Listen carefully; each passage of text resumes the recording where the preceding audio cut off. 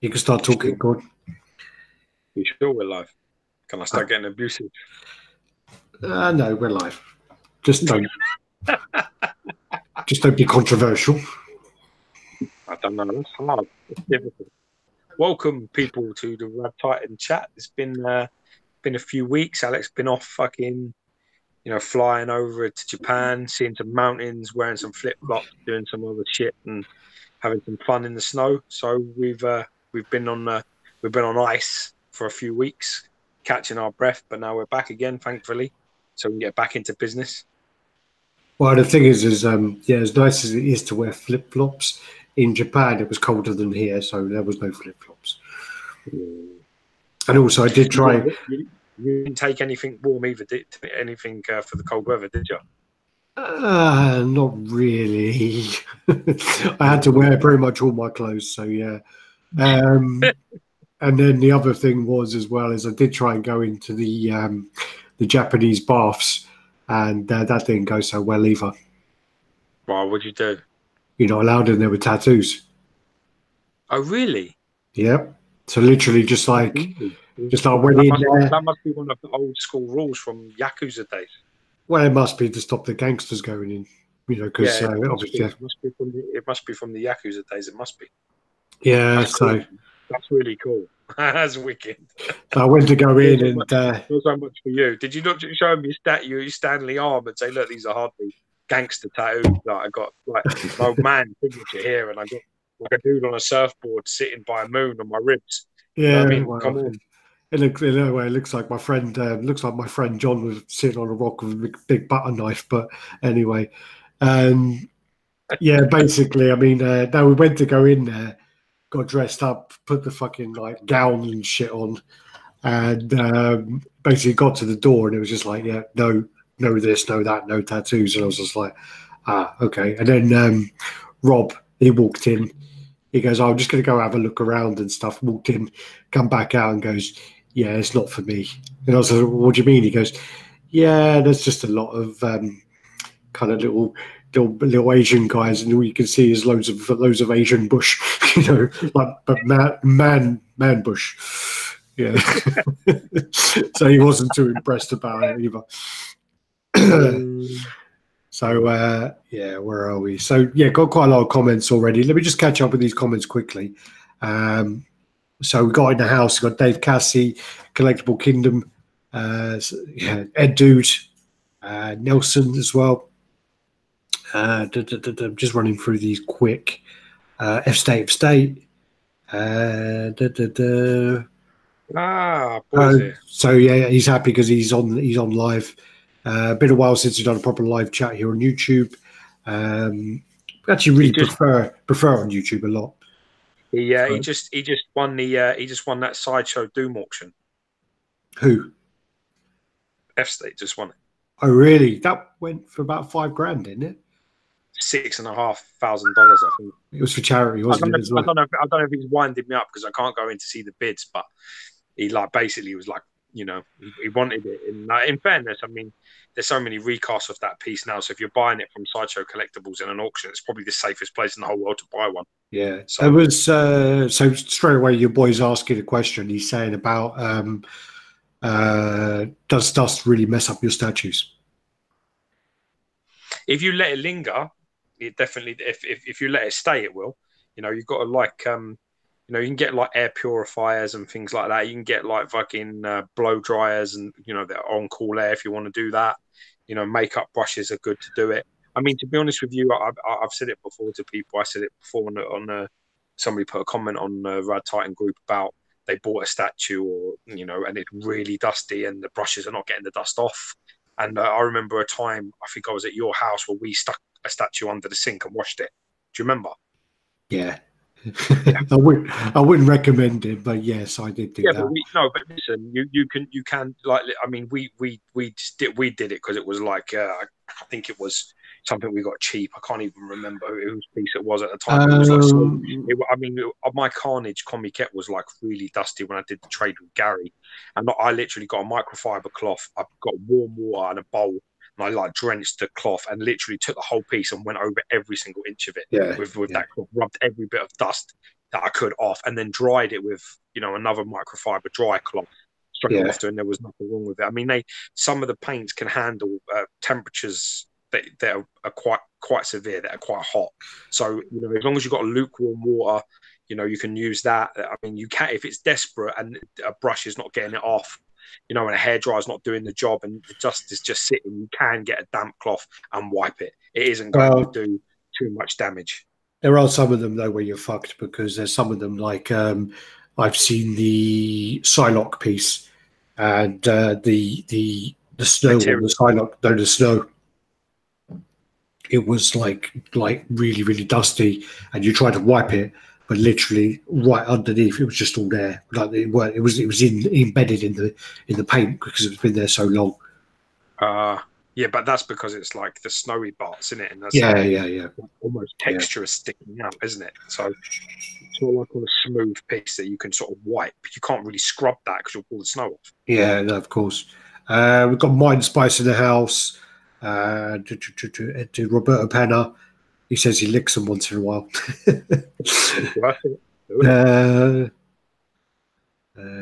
Yeah, I mean, also the thing about mixed media, certain pieces like the Joker premium format, the Superman, the Batman, once you get those too dusty, you're probably in trouble a little bit. Again, you can use a dampened cloth. It's the only way it's going to come off. You just can't scrub it. It's got to be sensible with it. Or with mixed media, maybe if you have like one of those light steam cleaners. Yeah. I mean, that'll definitely. I mean, but I mean, the only thing is with this, what worries me with careful of the paint.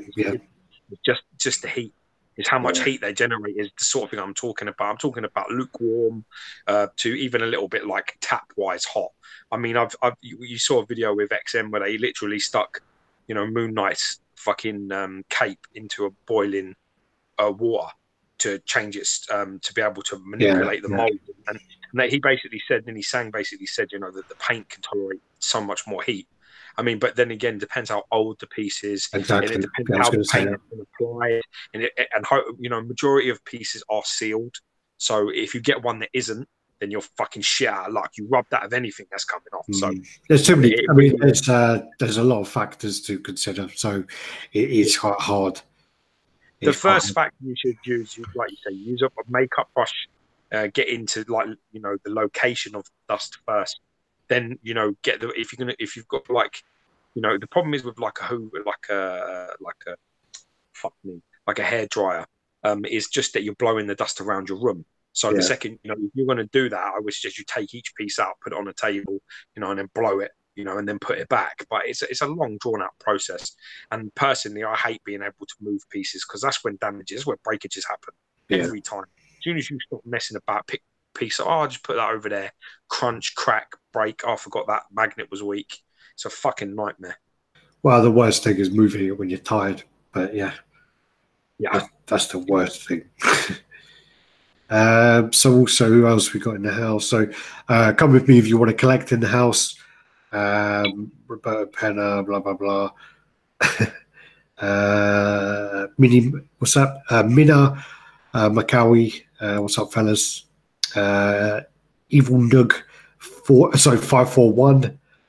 Cameron Liaz, Cody Spencer, Shauninto 0.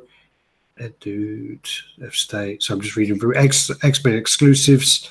Make sure you share the link there, X-Men exclusives, if you're listening. Children of the Atom, Jesse Hernandez.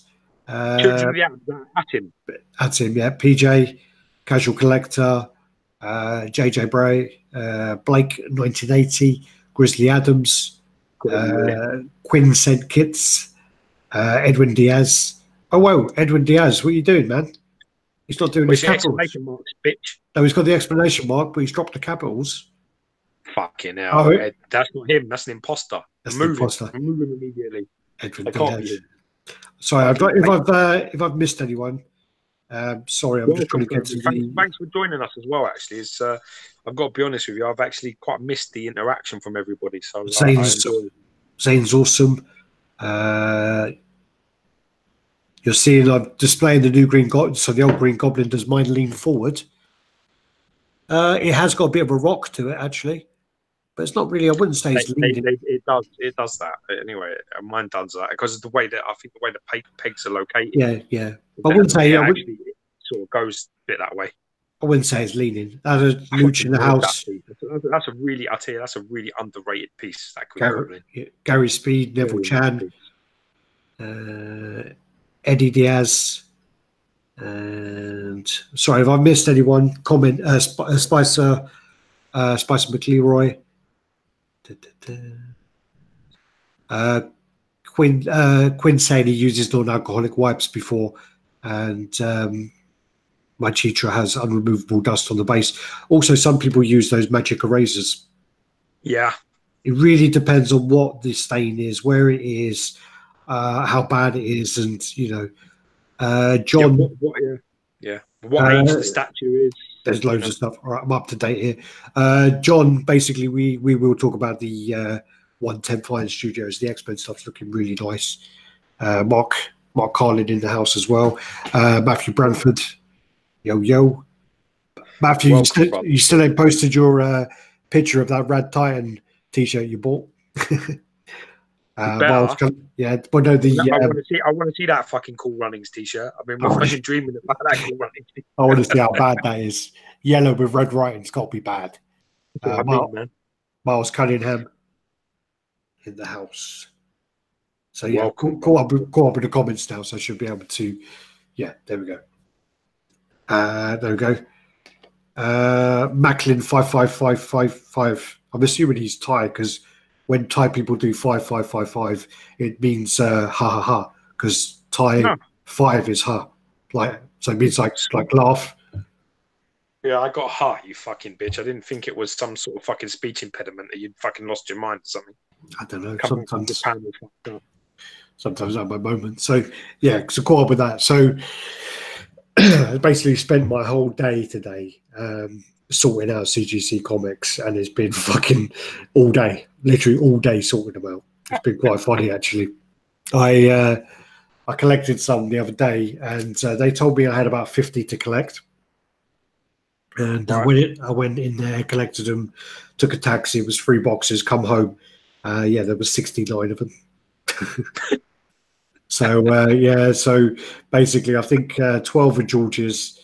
I think 5 were Paul's, and I think 17 are Valetto, and the rest of them were mine.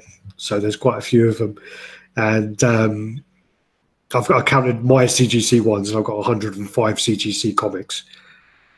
Shit. Yeah, so I really need to cut back, but bring that back a little bit. I've got 10 waiting to be graded with CGC, and I've already put some to one side that I want to get graded. So it's getting bad. It's getting really bad. And also I think about 60 of those are Spider-Man. I think I'm going to try and tap out around 50.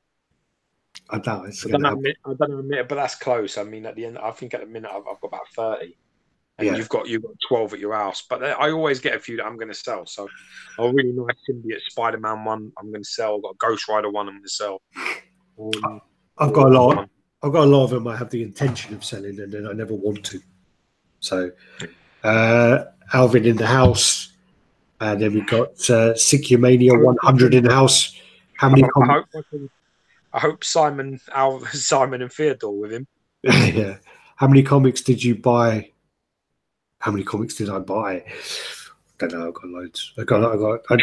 I really do need to cut back, and I keep going on to. I've actually been really good, and I haven't been buying stuff on Sad Lemon. I keep going on there. I keep adding them to my cart, and then I look at the total value, and I'm like, yeah, that's a lot of money. You know, and then I kind of back off and I delete some, and then I go away and I come back, and then some aren't available. And yeah, so I haven't placed an order for a while, but I keep getting some in. I go on eBay and I order shit, and yeah, Jesus Christ. Ben Lake in the house, Pred King 101 in the house, Mac Collections in the house as well, Gooch 007. Good point, X-Men. Yeah, we were talking actually. I had a little conversation with him. I had a conversation with Mac the other day. and we need to get him over for one of the meets. I was saying to him, you know, we ain't done one in a while because of the baby and shit. So we haven't really had a get together in a long while, like a proper one. I mean, we saw Mike and Johnny. That's the other Mac. Oh, there's two Macs. Remember? Yeah, Mac Collections, isn't it? Mac Collections is one guy, and then the other one. Mac Collections, the guy who's on the other chat, who's the reviewer, and then Mac is the custom guy. Yeah. Which one did you mean? I was talking about the reviewer, and you're talking. Well, if you want to come over from the US, he's more than welcome. Come, get on a plane. Yeah, everyone's welcome. Are you guys picking up any Prime 1 pieces? I have the Guyver 3 on order, and I may get another Guyver piece if it comes up. And also, I am looking at the Evil Dead Ash, but I need to work out what the fuck I'm going to do with it because it's massive. So there is that. I'm quite lucky. I'm quite lucky because the stuff is so big. It just doesn't do anything for me at all. Like, I mean, I've got to be honest. I love their stuff in terms of, like, I'm not arguing with the quality. I really think that some of the stuff they got is really, you know, some top stuff. But nothing they ever make really ever. I don't want any of it. I never have, to be honest with you. I mean, even the same with Anti-Venom when I even did the trade. To be honest, if I'd have had like maybe a couple of hours of, you know, what do you think? Do you want to do it? Do you not want to do it? I might not have done it. Yeah. You know what I mean? On that basis, it's just one of them things that they're one of them companies that when they show something and it's new, it doesn't do. I'm not really like, you know, I don't get a twitch in my pants or nothing. Nothing really sort of says I have to get that. I mean, I can admire the quality, but some of the stuff is just so fucking massive.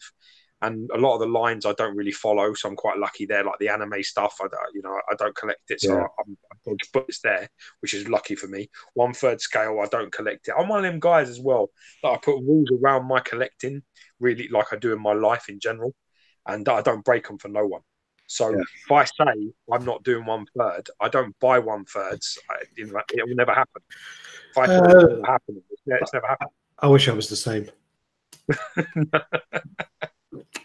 Dickie Two Shoes in the house. There's your boy. My wife keeps saying his name all the time. I don't know. She don't even watch our chat. She keeps calling my son it. The Rogue One. That's Rick Shaw in the house. Quinn. Make sure you post your link on the group, Quinn. He's done his first review, so make sure he posts that. Yeah, man, get it on there, bro. Francisco. We're not worried about you know, taking all the traffic for ourselves and all of that shit. You come on there, man. Yeah, put it on. We'll cover put that. It on. Name your channel. Fucking, you know what I mean. We got none of that going on. RaddTitan's a purely sharing experience, man. Sikimania 100 is saying, I'm the guy you're helping with the comic books. Regards, Violetta and Karim. Awesome. I've got all your books. I was going to sit down and do a video today, and I've done some videos. I sat down and I'm like, I need to have a rest from CGC. I've spent like literally all day dealing with them. Your books came in. They look great. Just need to make sure that your mate wraps some bags and boards them, because last time he fucked up. So yeah.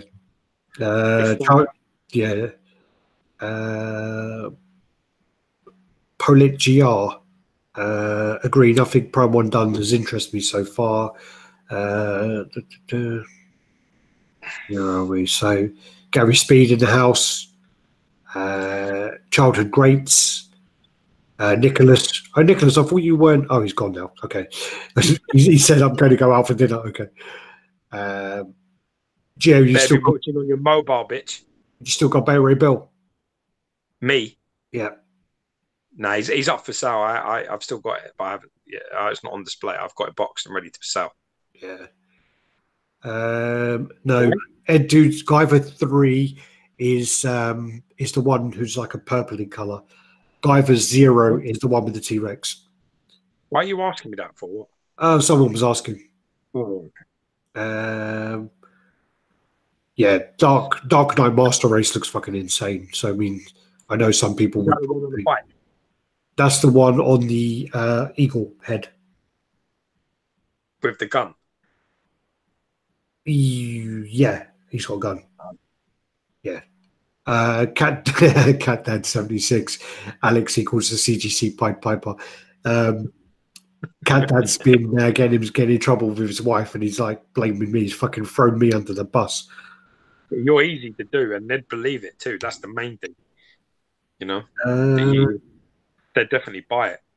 Fred King 101. Do you have a Patreon? Yeah, we actually do, but we never post it.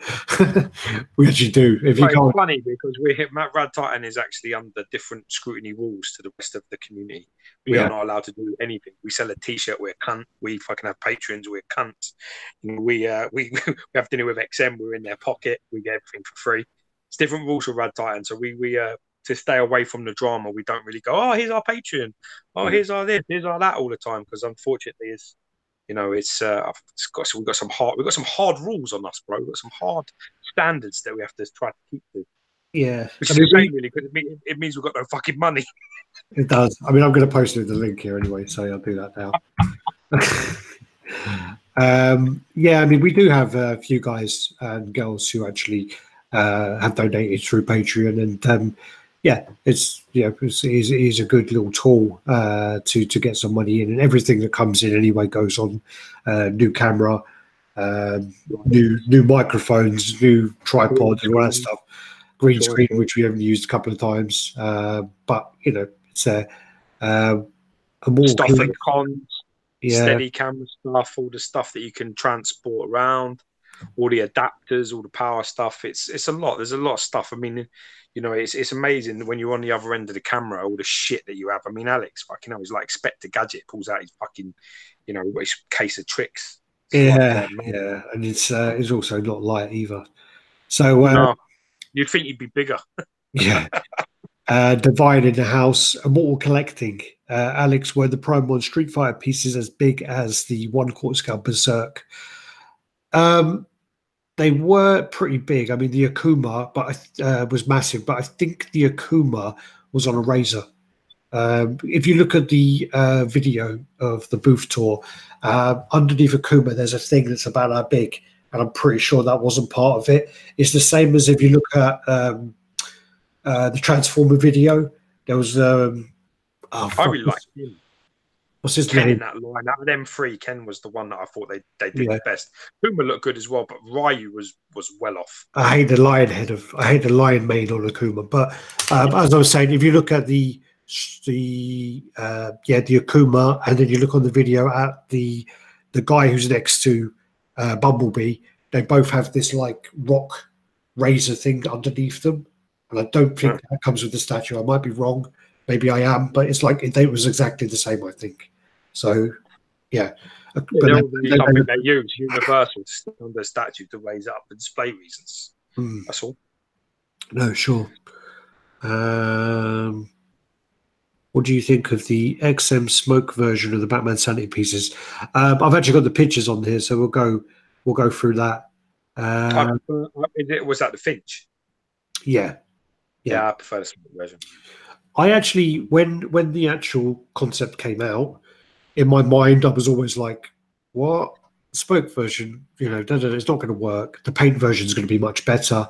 And then when I saw the two of them, I was like, "Yeah, the Smoke version is much better." I feel that the concept works better with the Smoke because with the colored version, it looks great, but your focus doesn't go to Batman. It'll go over here to this character, up there, down there. Oh, Batman's in the middle. With the Smoke version, it's like, oh, there's Batman. Oh, and then there's this. So I think it works better as a piece. Well, you start to see things from his perspective, isn't it? It's like the weight of the world on him. Like that's the whole point, isn't it? He should be the focus because it's his sort of mentality that's being shown, which is just the non-stop villains like crowding him, like one after another, just like eventually overcoming him. You know, how long can he keep them at bay and maintain his sanity as well? I think it's a very clever. Well, it is meant to be basically like an internal struggle, isn't it? So exactly, that's exactly how it comes across as executed. Eddie Diaz says, if money was no object, which would you get, XM or Prime 1 Transformers? That Starscream and Optimus are on my radar. Not Neither. really. Yeah, not really a Transformer fan.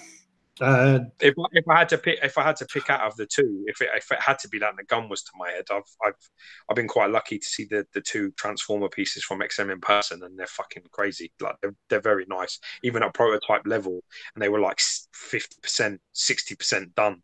Yeah. I would happily display them in my collection. They would be definitely a eye candy for anyone that walked in. So that, you know, I would probably go there.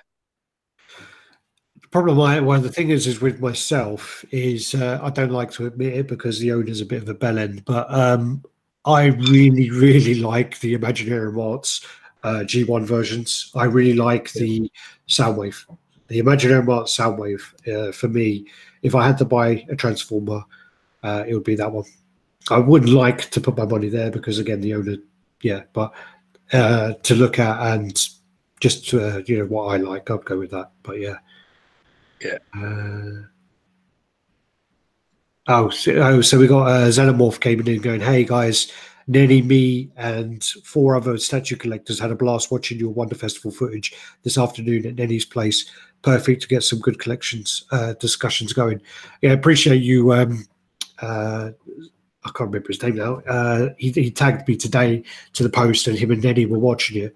I had to share it because Nenny is such a cool motherfucker. He's probably one of the coolest guys in this hobby. I'm sorry to say, but he just looks naturally just so cool.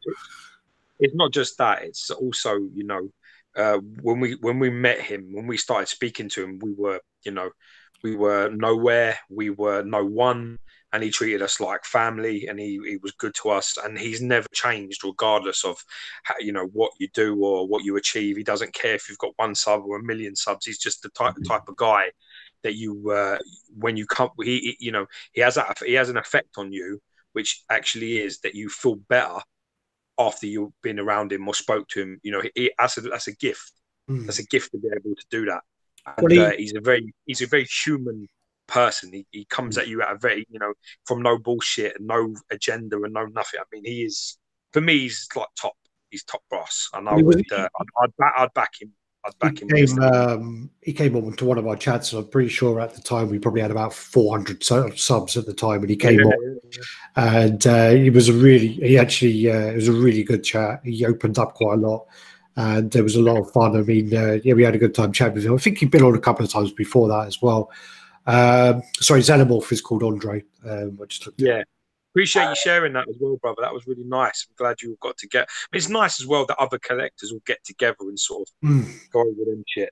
You know, that's nice. That's what it's about. And what was I just going to say there? I was just going to unless you're like getting together and then red thumbing one video after another. That's some sort of pussy. Well, it happens. A bit of a different story. But as long as we're bringing people together, though.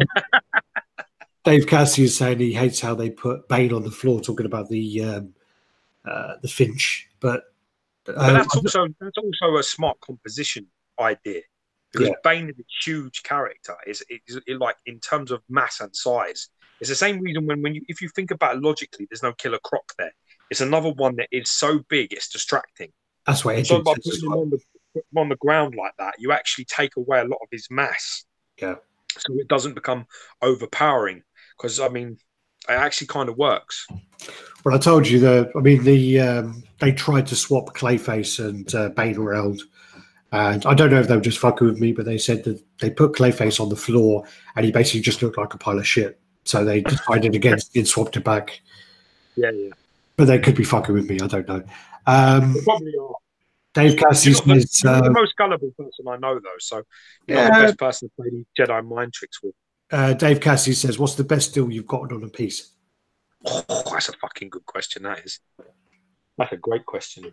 In a personal way, I have this really fucked up way of measuring things, which is, let's say, for example, I buy that Green Goblin off Alex, and I pay £160 for that Green Goblin, and then I trade that Green Goblin for Doom on Throne. Then I turn around and I say that I paid 169. I invested 169 pounds on Doom on Throne. That's the weird fucking way that I do things. And I traded at the time. I think, what's the best deal I've ever got? Best ever. Well, you got Carnage was pretty good, wasn't it? That's the one that rings in my mind. I traded with Gary. He was going like well obsessed, crazy about Ultron on Throne, and I traded him the regular Ultron on Throne for the exclusive Carnage. And that, I mean, at the time, the regular was going for about 500 quid, and Carnage was around 500-600 quid. But that was because Age of Ultron came out. As soon as that film finished, that statue went back down to being a couple of £100. So it was like obviously hyped from the film. So I weren't complaining, but that was a good trade because I bought that for about 160 quid. So that Carnage Comiket cost me 160 quid investment. I can't. I can't remember why I did sell. I bought my Ultron. Actually, I traded my Ultron with Mike, and I think that was when I bought him the Hellboy off of eBay, and then I sent it straight to his house because I didn't want to. I didn't want Hellboy to come to my house because if it did, I wouldn't have let it go. So I think I paid £292 for Hellboy. So that's how much it cost me for the Ultron exclusive. And then I'm pretty sure I sold the Ultron exclusive for about 600. But my best deal, I mean, the cheapest piece I've ever bought, I bought a few cheap actually. I mean, I paid £130 for the Hellboy first premium format, which has stayed in my collection ever since. It's the longest serving piece in my collection. Because my girlfriend loves it. My girlfriend absolutely loves it. I love it as well. Very nice piece. So that was £130, and then I paid £85 for the Gandalf on Shadowfax. I kind of wish I kept that one because that was a really nice piece. And then also this piece is my most recent one, which I'm really happy with. This was $250 shipped to my house. And I found out it was an artist proof afterwards. So yeah, that one is my one which I'm really happy with at the moment. And this piece, I remember George having it. I remember liking it, but I don't remember loving it. And when I got it in, well, you say when it ain't yours, you fucking puff. Yeah, well, also you had it displayed quite a shitty angle, so yeah, I put it in the D-top, and it only goes in one way. Yeah, you literally all you can see is the back of him. And yeah, you can see the back of his fucking hood. And basically, I got this, and yeah, I'm really happy with that one. It goes. I mean, I've got loads of Spider-Man pieces now, so it goes. Well. I think what happens as well. You know, like when we say you see more pieces and you become sort of not more snobby, but your standards become higher as a result of the more you see. Sometimes it actually works in reverse, where you see a piece and you don't appreciate just how good it is until you see lots of other pieces, and you're like, yeah, you know what? Fuck me, that was a really good piece. That was done really well. Yeah, and it's an exceptional Green Goblin, that piece. I mean, For me, it had the best. It had the like best. No, I don't mind that. Yeah, that's always bothered you when I had it. What I love about it the most is it has the best sculpt transition going into mixed media transition that I've ever seen on anything. Them gloves, believe it or not, at the top of his arm, that's all mixed media, and the bottom goes all the way down to his hand, and then the hand is sculpted. I mean, it's fucking seamless. You wouldn't even know it was there. Paint, fucking texture. I've never seen anything like it. And even when I went to Alex's recently to drop off some comics, I went over and was touching it. I had to see where the sculpt actually ended, because I was like, where the fuck does it end? Does it end just before that little cuff on his shoulder, like elbow, or is it like lower down like the wrist? And I still didn't know just from sight. It just says, I mean, really good, really, really. The color match is really good. I mean, looking at it here, I know that it ends. I think it ends like there. Yeah, see. And basically, when you look at it, because of the color match, it looks like it ends like up here. It's really, really well done. And I mean, this piece is 15 years old now, I think. Head sculpt, bang on point and all. The face again where the face joins onto the actual hat is done so well. And then the pumpkin at the back is really, really good as well. But yeah, love it. Really, really like it. So let me just catch up with some comments. Wonder how big the Predator 2 War Market is. The Predator 2 War Market, I think, is quarter scale. That'd be cool. Dave Cassidy could put him at the back. Okay, face in front. So it just jumped all the way to the bottom. Didn't want to do that. Always do, don't it? Fuck's sake, I just skipped one far down. There you go. So Zane got my first XM piece on pre-order. Doc Ock, Hate Miss Scorpion. Yeah, Scorpion's nice. Kid Hell. Did you guys pre-order the Punisher? Or I really like the face painted version. So for me, that's the regular, I think, is it, or is that's the exclusive? So I probably will pick up the Punisher at some point, definitely. I'm having a funny moment with my my collection, really, because ever since I've sort of found Ian Wilkinson to do custom paint, like to do repaints for me. I don't know what other people are like, but for me, when I started, it was about the whole package when I bought things. So it was about, how having good paint, having a good base, having a good pose, having a good character likeness. Like, that's a lot of things that have to be good for me to buy it, or so to my taste, good in my mind. Well, I passed on a lot of pieces based on certain reasons. Like, I recently picked up the Mystique Comiket, and I purely picked it up because I want to have it repainted. I love the sculpt. I've always loved the sculpt. I've loved the pose, hand through a hair, sexy sort of look with the gut. For me, it's a really nice Mystique, but the paint's fucking shit. I mean, she's like a well blue. Oh yeah, she's really dark. Fucking dark blue. I mean, she's like midnight blue. It's that dark. But now because I've been doing some stuff with Ian Wilkinson, and we've been like the project just keeps getting better and better every time I get something from him. I'm now going back, and I'm sort of picking up pieces that I maybe left because I didn't like the paint, or I didn't like this and didn't like the other. So I'm going to get that completely redone, overhauled from top to bottom, and then and I also just picked up the Tiago Pravin Wolverine, the brown Wolverine. For the same reason. I'm going to get that painted the way I want, chrome the blades, do some other bits and pieces, put some, change the base. I've got a lot of ideas for it, lots of things I want to do to make it the way I want it. I'm sort of going that way now. So I'm sort of going backwards. I'm heading more towards, with all this Prime 1 stuff and all these details and stitching and really, digital. I've now started going back, and I'm picking up traditional sculpts now. And I'm sort of really enjoying that.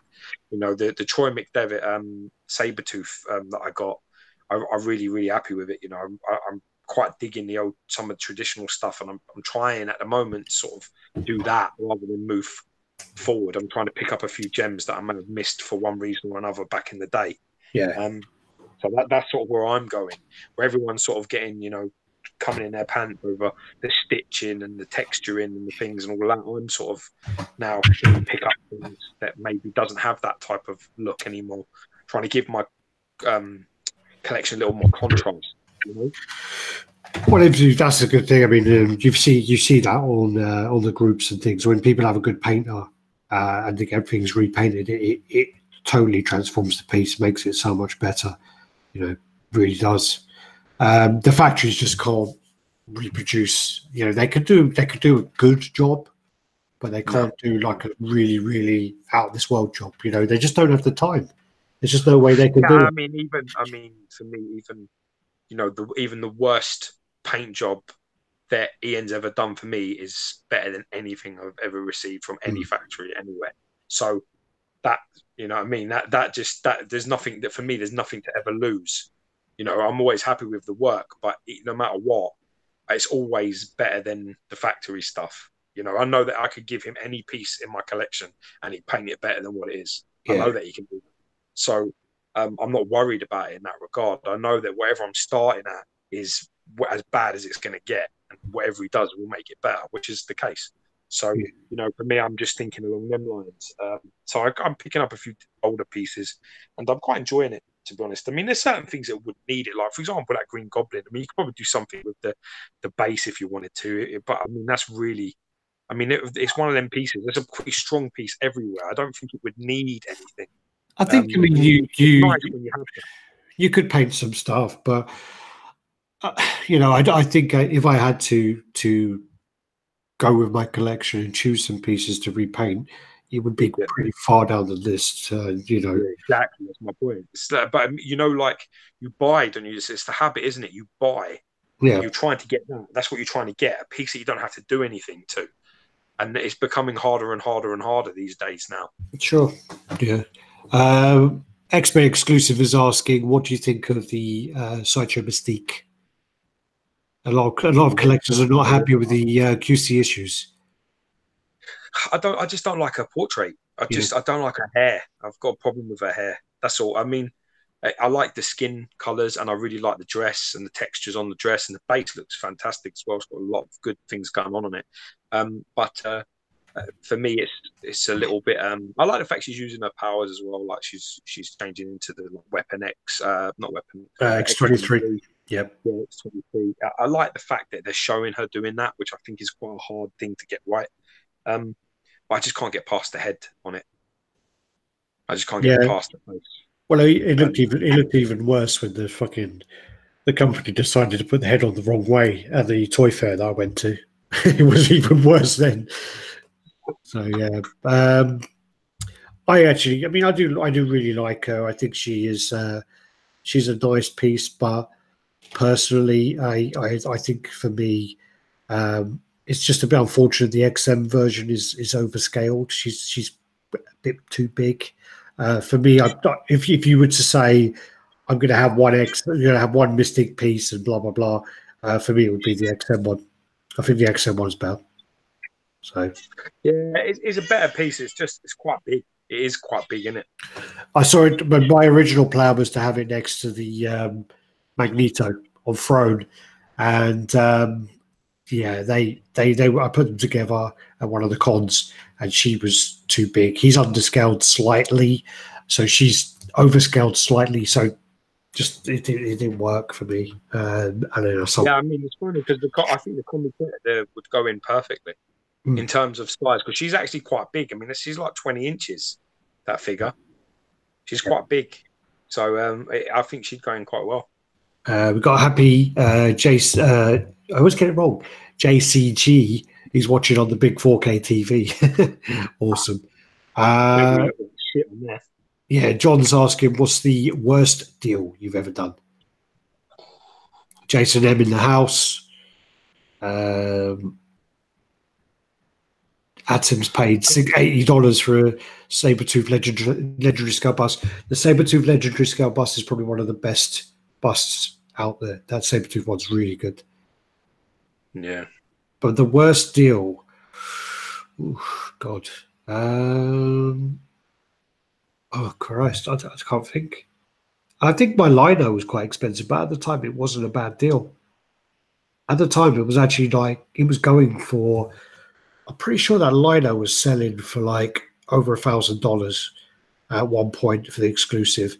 And then I paid about $900 for it to get it over.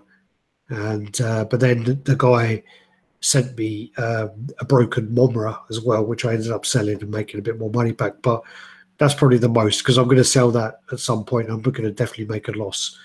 But as I say, at the time, it was below market value that I bought it for. I'm trying to think the worst deal. I don't know. I really don't know. I think mine would probably be. I think mine would either be the XM Venom or the XM Cables because I paid far too much in taxes. Considering I got it because I got them at like retail or just above retail, I paid far too much. I paid far too much in taxes, and it pushed. I mean, don't get me wrong, XM Venom and XM Cable sells for more now than what I paid, but that line would be a lot. The ratio would be a lot greater if the paperwork was done properly, and in that regard, because I got fucked there on both of them. I can't. I think the tax on them was like fucking 400 quid on top of the fucking whatever it was. I paid the same because we used the same person. Yeah, no, it was. That's what I'm saying. It was. Yeah. It was ludicrously high. I think probably that because I didn't buy it. I got like in early, so it just was a bad choice of who I actually used as a reseller. Yeah. That fucked it because Alex actually was able to sort me one out because he was at the con, so he managed to sort all that out for me for cable. So it was retail, and then Venom was the same. I got it so early; it was well fucking retail. Then when they arrived, the fucking shipping was too high and the fucking taxes were ludicrous. It was just a fucking mess. And I just in the end, it's like I probably at the time when it first came out, I probably could have just bought it instantly for the same money. Yeah. Instead of going through all the shit I went through. So that probably them ones stick in my mind as being I don't know. I don't know if they were a bad price, but it was a shitty experience. Yeah. Anyway, what's the most you would pay for a statue? I paid £1,500 for Magneto on Thrones, and most of it paid. And the most I would ever pay. Did you pay 16? No, it was 1.5, and then I bought a head for £100. So I bought the Age of Apocalypse head, I think, for £100. So it's 16 all in, but with the custom head on it. But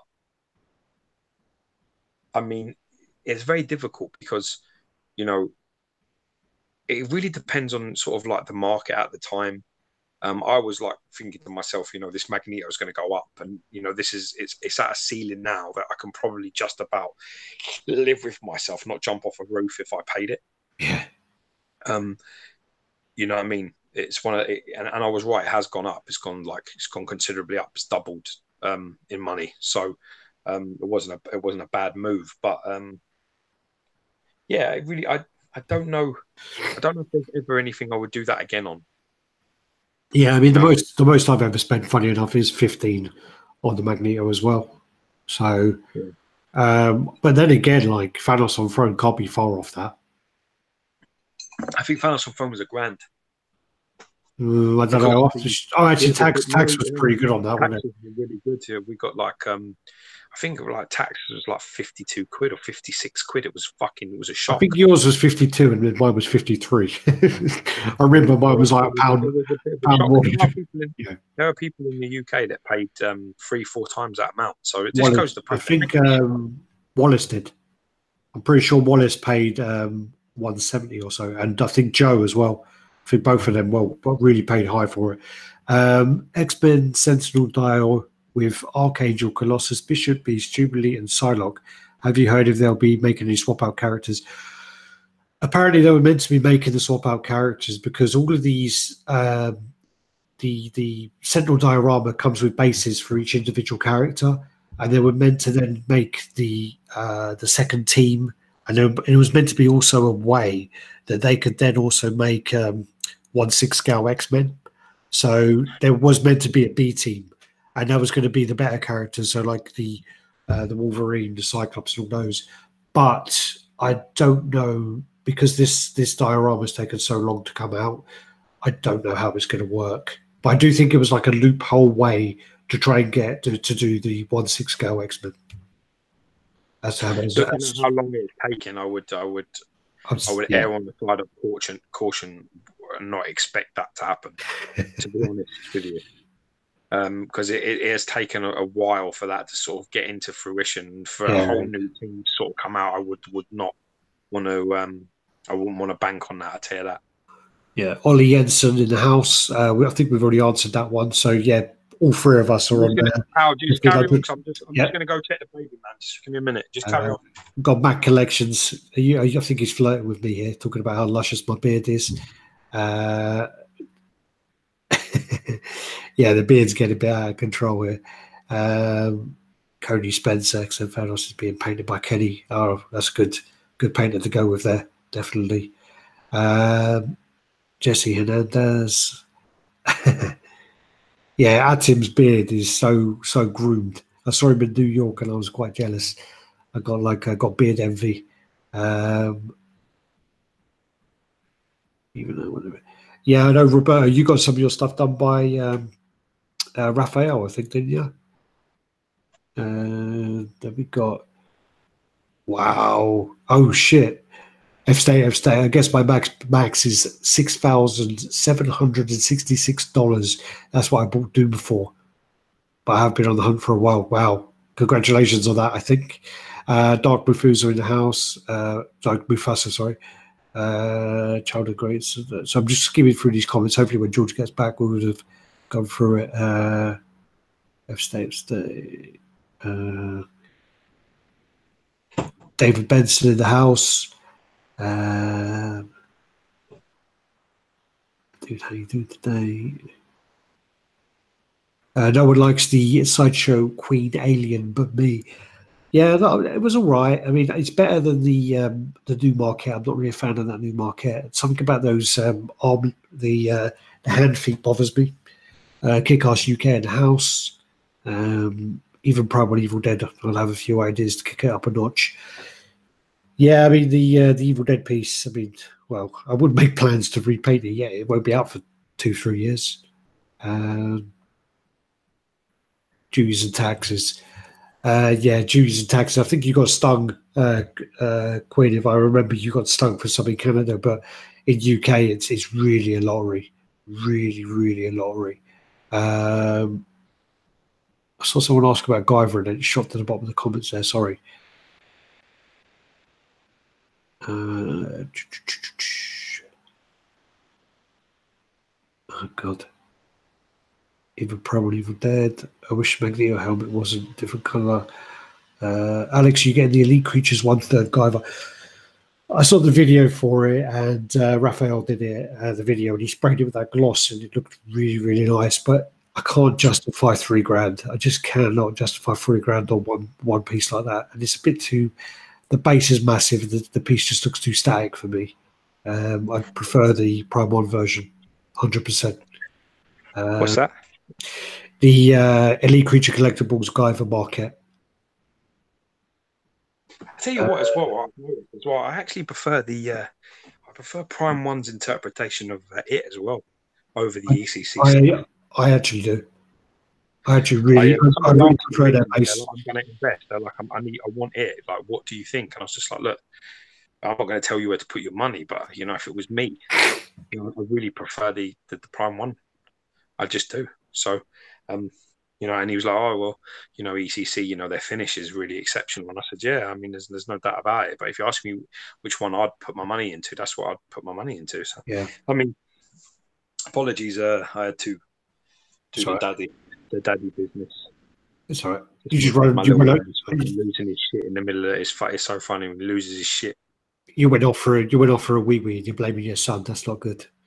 Went out for a wee wee and a drink refill, and you're blaming little Georgie. God damn. Actually, you know, as you said, you went for a wee wee. I actually really need to go for a wee wee now. I do a little bit, but yeah. Shadow 32 in the house. Folk Master Barber in the house. And that's a guy from Four Gunderson's videos, isn't it? Yeah, yeah. The one that is the coolest shit as barbers ever. Yeah. I wish I had something like that. Oh yeah. 100%. I mean, we'd be around there all the times having coffee and getting haircuts. That's what we'd be doing. Yeah, I'd end up being bald because I'd have no hair left. I'd start getting my beard trimmed. The one likes AF is what's your thoughts on the 1/3 Guts statue? I really like it. I think it's really good, and it's also because it's 1/3. It's got the museum pose, and it is very displayable. But you've also got the arm switches out to actually really, really change the pose, and I really like that as well. Really like that. Noxus 160C line is looking really good. I think that's the XM one, but yeah, it is looking great. Xavier Pollitt, what's up, folks? XM Storm has gone up. Oh God, XM Storm is just sold on eBay for $2,400. Wouldn't surprise me, to be brutally honest with you. I mean, these things always sort of fluctuate. Like we try and always say to people here, you know, just make sure you don't jump into the hype. You know, there's times to buy and there's times not to buy. Yeah. And you know, when you turn around and you say like, what's the worst thing you ever bought, or what's the worst deal you've ever done? You're hearing me and Alex talk about paying retail for something. That's the worst deal, and that should tell you all you should know. You won't see any of us here going, "Oh yeah, I paid fucking $3 for fucking Scorpion." It ain't gonna happen. We know that this thing works in waves, and we're very savvy to the situation of, you know what, the best advice, man, patience. Patience kills everything. Give yourself, Right think time, of a right piece that place. you really want. Think of a piece you really want, and then have a ballpark. There's no point saying like, "All right, I want Doom on Throne for $50." You got to be fucking realistic. You got to look at really what it goes for. And let's say it goes for anywhere between $2,000 and $5,000. You want to be at the $2,000 end. So what you would do is you get that fucking money, you make sure it's sitting in your account waiting, and when someone comes along and they've got it up for sale for fucking 2.8 or $3,000, you say, "Listen, I've got 2K sitting, I'll give it to you in your hand in 24 hours." That is a hard thing to turn down. When you're in the right place at the right time with the money, it's difficult to do. You know what I mean? Yeah. So you've got to just be aware that when these things start to fly up, the reviews are going on, the pieces come out, that's not the time to buy anything. That is the time to sit back and say, "Okay, you know what? I'm gonna wait. I'm gonna let this ease off a bit, and then see what I can get it for in 3 months, 4 months time." If you're one of these people that things come up and you like have to have it now, if I ask you what your worst deal is, I guarantee you it's bad. Well, the thing is, again, I mean, yeah, pretty much what George says, but it's all in waves. It's all like if a movie comes out, if something comes out that will raise the interest in it. But you know, at the moment, the Sideshow Captain Marvel, I think the exclusive is selling for like $1,000 in the US. Same with books as well, isn't it? It's the same with CBT books. Yeah, isn't it? Well, yeah, comics do hold a lot better. Yeah, but look at it this way, right? I'll give you a prime example. Yeah, comics should hold their value when there's particular value to them. For example, the Infinity Gauntlet, that a 9.8 at the moment that is selling for about £150. It's not a key issue of anything. It's not the first appearance of the Gauntlet. It's not the first appearance of anybody. It's not the first introduction to the. I thought it was labelled as the first appearance of the Gauntlet. It isn't. That's not correct. Okay. No, it's not. That's not correct. And it is the first appearance of the Gauntlet happens in the Silver Surfer comic, a crossover. Well, the 34. I can't remember which one it is, but it's a crossover. I know the cover. It's got a big, massive Thanos and a surfer flying across it. It's been redone by the True Believer stuff. It's called Thanos Reborn. Yeah. That's a comic that's worth $150. Infinity Gauntlet is selling for high money at the moment because people that know the film Infinity War that's just come out have instantly gone, "Oh, that's the book," and they've bought it and they've spent too much money, and now the price won't go down. So, you know what I mean? It's just about, understanding that it's the wrong time to be getting into that at the moment. How on? Yep, that's it. That's 34. I had to show it because I was right. I don't get many things right, so when I do, I have to really bring it up and make people aware of it, Because usually you're one or so out. You usually I'm only a couple out, yeah. Someone did ask another question. Jeremy Hunter was asking about licenses. Basically, yeah, it's all down to paying the licensing fee, but also is a lot of it down to there are companies who will have areas locked down, like Sideshow have locked down most licenses, so people are fucked. They're not going to get them because Sideshow just hold them all. Sideshow will release some licenses to companies like Prime One or Iron Studios if they distribute through Sideshow. So there are that kind of side of it, and Sideshow are never ever going to distribute XM.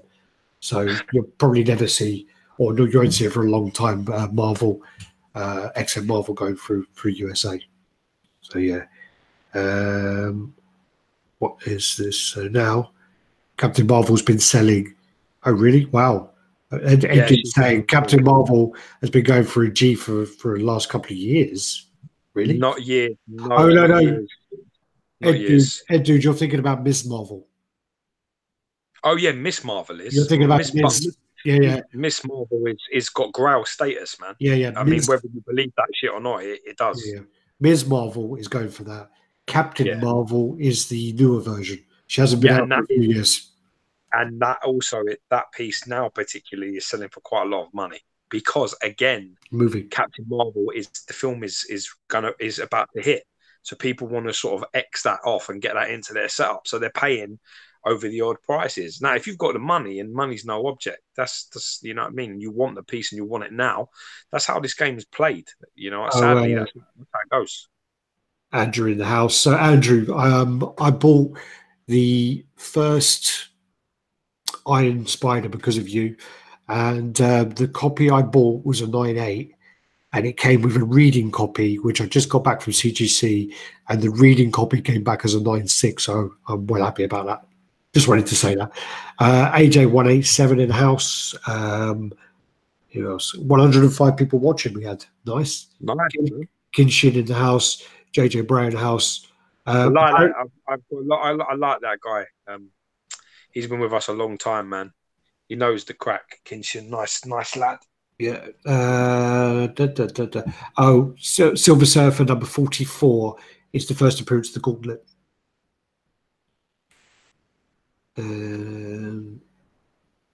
Where are we? So I'm just scrolling through the comments.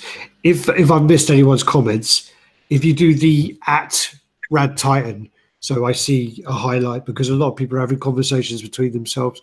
So if you do the @RaddTitan, so I can actually see them because I'm trying to skim through them and send out a flare, man. Send out a flare. Send out a flare, yeah, because it comes up as a big red bolt thing, so I can actually do that. Kayaz in the house. So yeah, 35 thumbs up there. Cheers, guys. Thanks for the thumbs up. Yeah, thank you.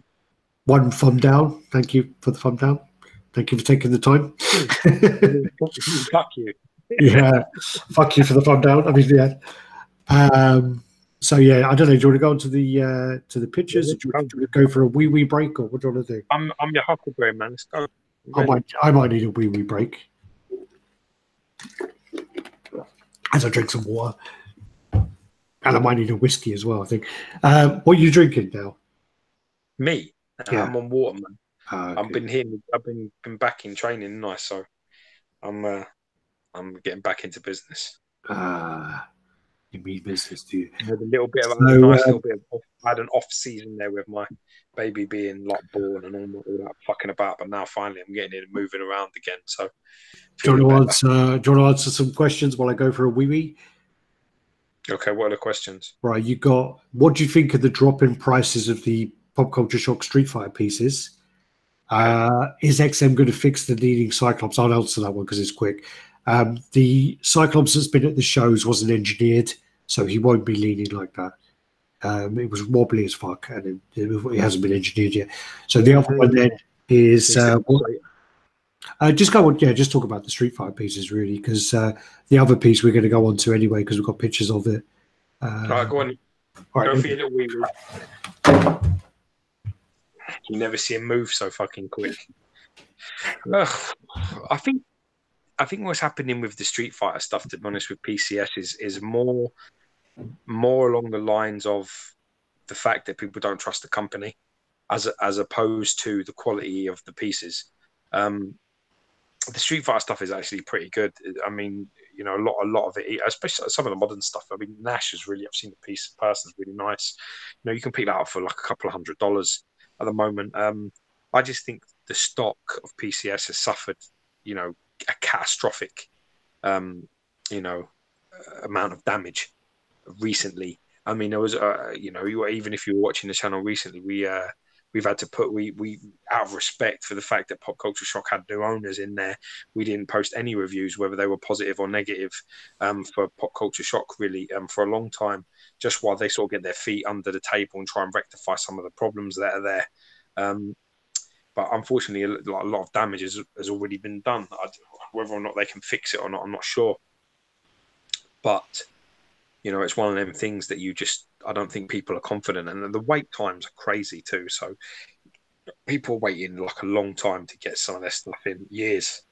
And when it comes in, I think the game changes. It moves on so quickly.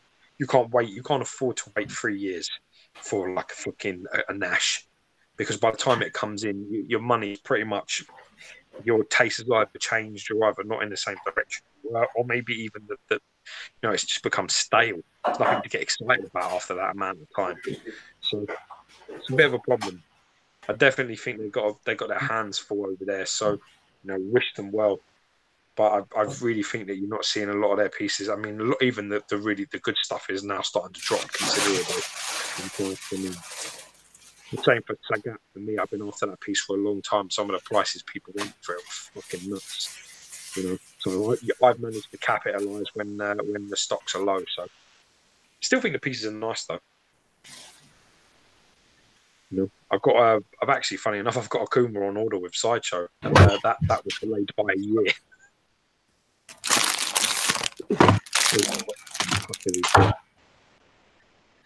Oh, this is bad. Going to be bad for everyone. Hey, what did you get? Right, just to update Roberto Penna, my urine is back to normal color. It's no longer pink, and it's good and clear. So you were eating beetroot. Yeah, I ate beetroot the other day, man. It fucking shit the life out of me, I tell you. I forgot I had beetroot, and it was like pink as fuck, and I was just like, "What the fuck is going down?" Crap myself. And it was that split second of what the hell. And then, oh yeah. But he keeps asking me. Keeps on making a lot of anti-Semitic comments too. I'm very worried. So that's that one. Did you answer about the Street Fighter pieces? Yeah, I was honest. I gave my opinion. Probably not going to like it. There we go. Thank you.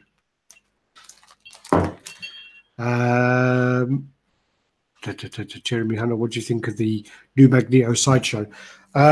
We haven't actually seen it in person yet. I haven't seen it in person yet, but I really want to see it because there are elements of it I do really like. There's elements I think are going to look a lot better in person because there's elements of it I really hate in photos. So I really, really, really want to see it before I make a proper comment about it because there are a lot of people say it's much, much better in person. Dan's toy box, I made all the mistakes. I don't know what he's talking about, but I made all the mistakes. Kinshin, cheers, buddy. Thank you very much. He said just donated $5 there. Cheers. Oh, man. Nice guy, man. You know, the one thing I'm going to say, I'm not going to go into details, but some people talk a lot of shit and other people actually deliver. And that's always nice, man. Yeah. When people like to talk, I get like in 20 messages, 30 messages telling me who's talking, where they're talking, what they're talking about. When I go on there, I go on and read the messages, and certain people just like jump up and go, "Fucking hold up a minute," start spitting some facts, and that's it, man. For me, you know, they're the guys. They're fucking worth their weight in gold. The guys actually, they know the crack. Well, they know the crack. It's not about fighting anybody's battles or even getting involved. It's just about, you know something's off, and you express what you think is off.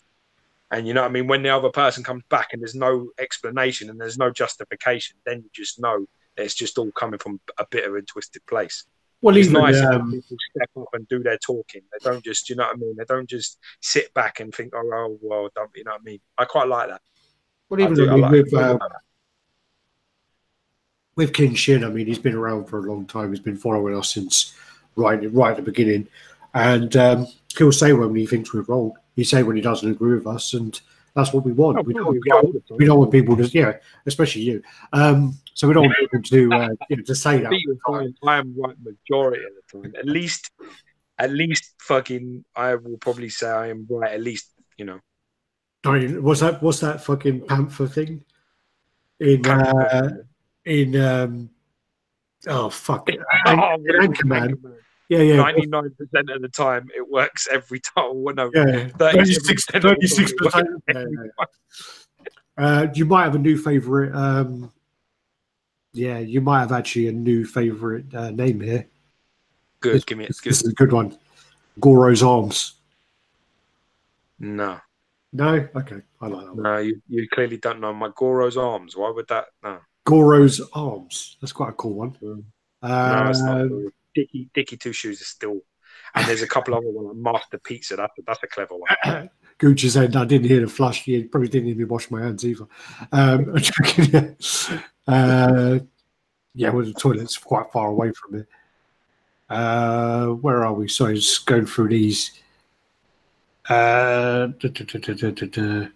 Max collects a piece. PCS still on pre-order. Thinking about cancelling. Well, it's a time to cancel now because Sideshow will sort it out. It's not with me because I bought my order through Sideshow.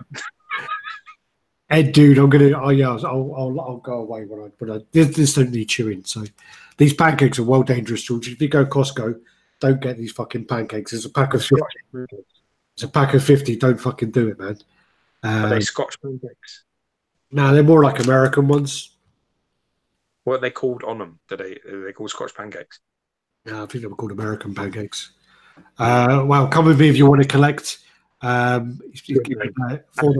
You just donated $4.99, and I got the XM Classic Iron Man this week. Thanks to your review, awesome. Cheers, thank you. That's a really fantastic piece. I love that Iron Man. I've got it. I'll never sell it. It's not for sale. One of the William Wright's talking about the MKX pieces. One of the things that pissed me off a little bit, and it's not just Luis who got his. Luis Valamar got his in. He got the triple pack, and he said the pieces look great, but all the boxes were Cyrax's box. And I know a few other people who have got the triple pack in, and basically what they've done is, Pop Culture Shock have made every character of the cyborgs. When you get the triple pack, you just get 3 Cyrax boxes. I think that's lazy as fuck. Really, really lazy. I don't like the whole concept of that anyway. To be brutally honest, I don't like. For me, I don't like that where they're all the sort of same. It's the same with the ninjas when they did, the Sub-Zero, the Scorpion, and the reptile or whatever it was, and there was just like they all had like arms like this, like this, like this, but it was the same piece over and over again. Exactly the same, just different color palettes. One different head, like a reptilian head and a skull head. Yeah. It just was a really, really money grab, sort of lazy ass bit of business. It just wasn't. It wasn't really collecting. It was, you're making some sales. Well, the other argument they can make is they could say, well, the edition sizes are lower, our prices are lower. So by doing the 3 characters, we are kind of making the price more competitive. Do you know what I mean? Did I ask you to lower your edition size, lower your prices? Well, I'm just saying. If you make a piece that actually is worth some money, and you pose it right, and you do, then people are going to. I mean, they are at the moment. There's some serious ones. I mean, Ultimate Guy, the Guile, looks nuts. There's loads of good shit that's coming out of them. Yeah, but they're the new guys. They're the new guys. Oh, yeah. I forgot to tell you. This actually is quite a funny. This made me laugh anyway. We get. I mean, I'm sure you do. I do as well. I mean, we get PMs from artists and people saying that this is a statue I'm working on. Do you have any feedback and stuff like that? So. I got a picture come through and someone asking me about what I thought about it, and I gave my feedback. I said I like this, but I don't really like that, and that probably needs tweaking and whatever else. And the guy was like, okay, cool. And I was speaking to him for a couple of days, and seems like a cool guy. He's in UK, and he goes, by the way, I sculpted your favorite statue. And I was like, really? What did you sculpt? He goes, yeah, I sculpted Liu Kang. And I was like, oh, did you? He goes, yeah. He goes, so what do you think of Liu Kang? And I said, honestly, it's a pile of shit. And I was like, blunt with him. And he goes, I'm happy that you said that. And he said something about, we as artists, we work on pieces, and the company takes it away, they do their tweaks.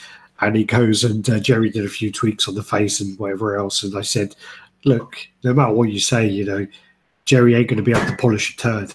But the guy, we were taking a piss out of each other. He took a piss out of me about something else. I can't remember what he was saying, about me being a lazy bum and not working or something. But it seems like actually quite a cool guy, but I don't think he wants to be mentioned. But yeah, maybe later on. Yeah, let a few more whiskies go in the next year. It was actually a really funny conversation. It really made me laugh. Just the way he was like, "Oh yeah, I sculpted your favorite piece," and yeah. Listen, Dan. Prime 1 do not have a Marvel license. Wolverine will not happen. Do you understand? Do you get that? Who's that? Dan Mod. Dan, fucking the arm sticking flying mod, fucking liar. Yeah, but have you seen how fucking lazy his eye is? He probably like didn't even know it was there. He's like his eye is like that fucking guy from Pirates of the Caribbean. I love that guy.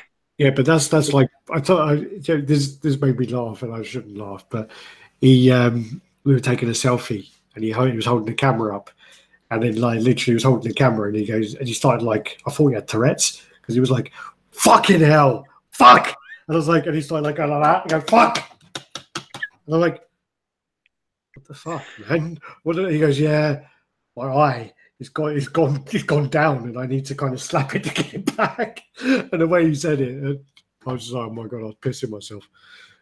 Yeah, you're so cruel, man. You're the meanest, and people think I'm the fucking mean one. No, dad jokes about it anyway. He said something about it. I've actually spoke to Ian about really like fix it. Like I don't want their arms coming off. Don't want them separate. Told him to fix them, like to permanently put them in, so they don't ever come off. Yeah, I just want the blades and the hands to go into the arms. I don't want the arms separate because it's like that beast mode. Thiago Bravo and Wolverine is like the hands, and then the blades all come together, and then this part of the arm is separate to the body. So it's like two magnetized pieces. So you put the glove onto the arm and forearm up to the bicep, and then stick that underneath the shoulder. It's like, and they're fucking heavy. It's well heavy. And the magnets. I'm looking forward to seeing it. I'm actually really looking forward to seeing that piece. Robert Parker in the house. So he's asking about when the new Joker's coming out. We don't know really. With Prime 1, it just comes up. All of a sudden, it's up, and you never know. It'll come up on the Japanese website, and then all of a sudden it's up. It's just totally random. But normally that third one, that nice one. Yeah, the one where he's got the batarang in his eye. Yeah, it's nice. I like that. Really nice, really rich. And it's the thing with that Joker is I said this at the con, but it has 4 heads, and all of the heads are fucking wicked. All of them. There's not a bad head. That's a fucking nightmare. Yeah, of course. Tyler's saying that we're always live when he needs to do work. Getting paid to play, bro. You do that. That's winning. That's how winning's done.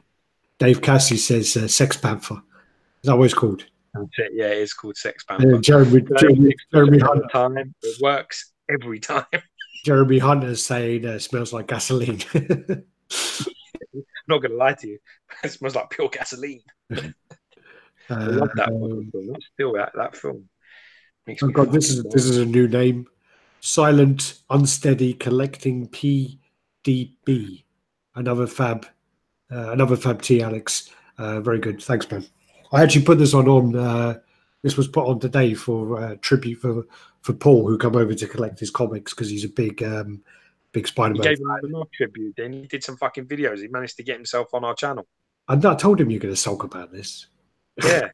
Where's this fucking bring a mate to work day? What the fuck's all this about?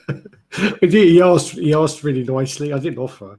He asked really nicely. You better have a fucking middle parting nicely and have a few white stains on his chin to be fucking just coming in here and jumping on my fucking channel. Well, he said, please, sir, can I come and do a video with you? And I was like, oh, well, yeah, okay, yeah. It was. I mean, we went through that old chestnut. You and your ego, man.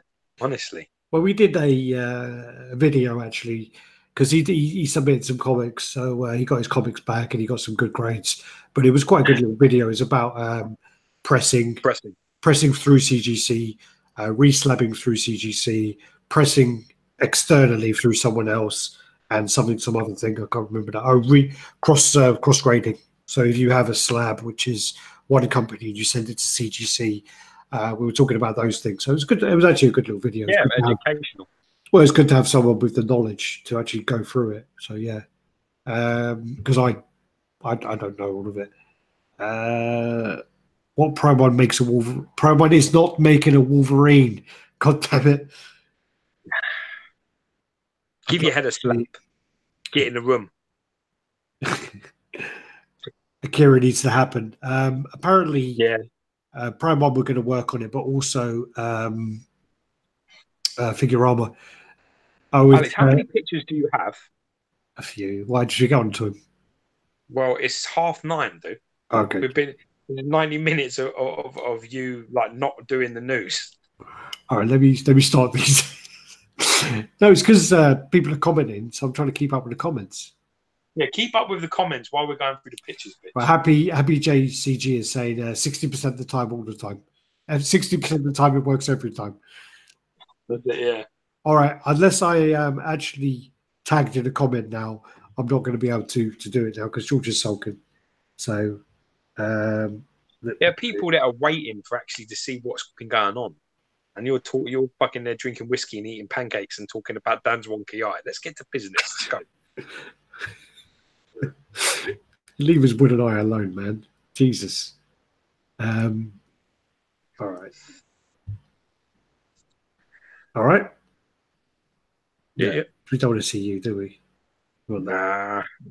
What can you see? Can you see the really shit picture of Green Goblin that looks like it was taken in the dark by a blind fucking blind man? Yeah. Yeah. Okay. Honestly, your fucking pictures are so bad. Like, it should be a crime. It was a reminder to talk about it. I mean, look at the framing. I mean, honest to God. Hey, that's the Wolverine I got. That's painted a little better than the one I've got. Yeah. I've decided I am going to do the black fins, Alex. I'm not going to do brown like that. Yeah, Century Stir Fry in the house. I watched his video on the Hellboy 2 premium format. Great video. Really, really good video. Yeah, you should check out his channel, actually. The guy is actually one of my favorites. He's one of the guys I actually laugh, like, watching all the time. It was a good... My wife is like, oh, are you watching, like, fail.com? Are you watching, like, something? I'm like, no, I'm just watching this guy. It's actually quite funny. This actually is the sort of paint scheme I want to go with my piece. I'm just going to change the base a little bit more. I don't want blood on the blades either. But, yeah, I like the shading now. I like the way that's done. That's a nice piece. That's the Wolverine I picked up anyway.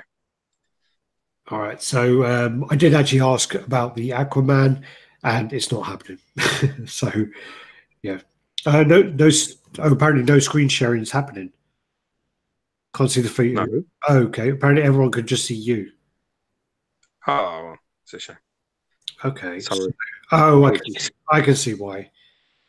Is it that way? No. Stop. Screen share. This is why we haven't been on for a while. Lost it. It's gone. Okay, so hide that. All right, is that? I don't know what you've done now because now I can't see anything other than. Oh yeah, I've got Wolverine now. Yeah. Yeah, but I'm just trying to get the comments. Hold up.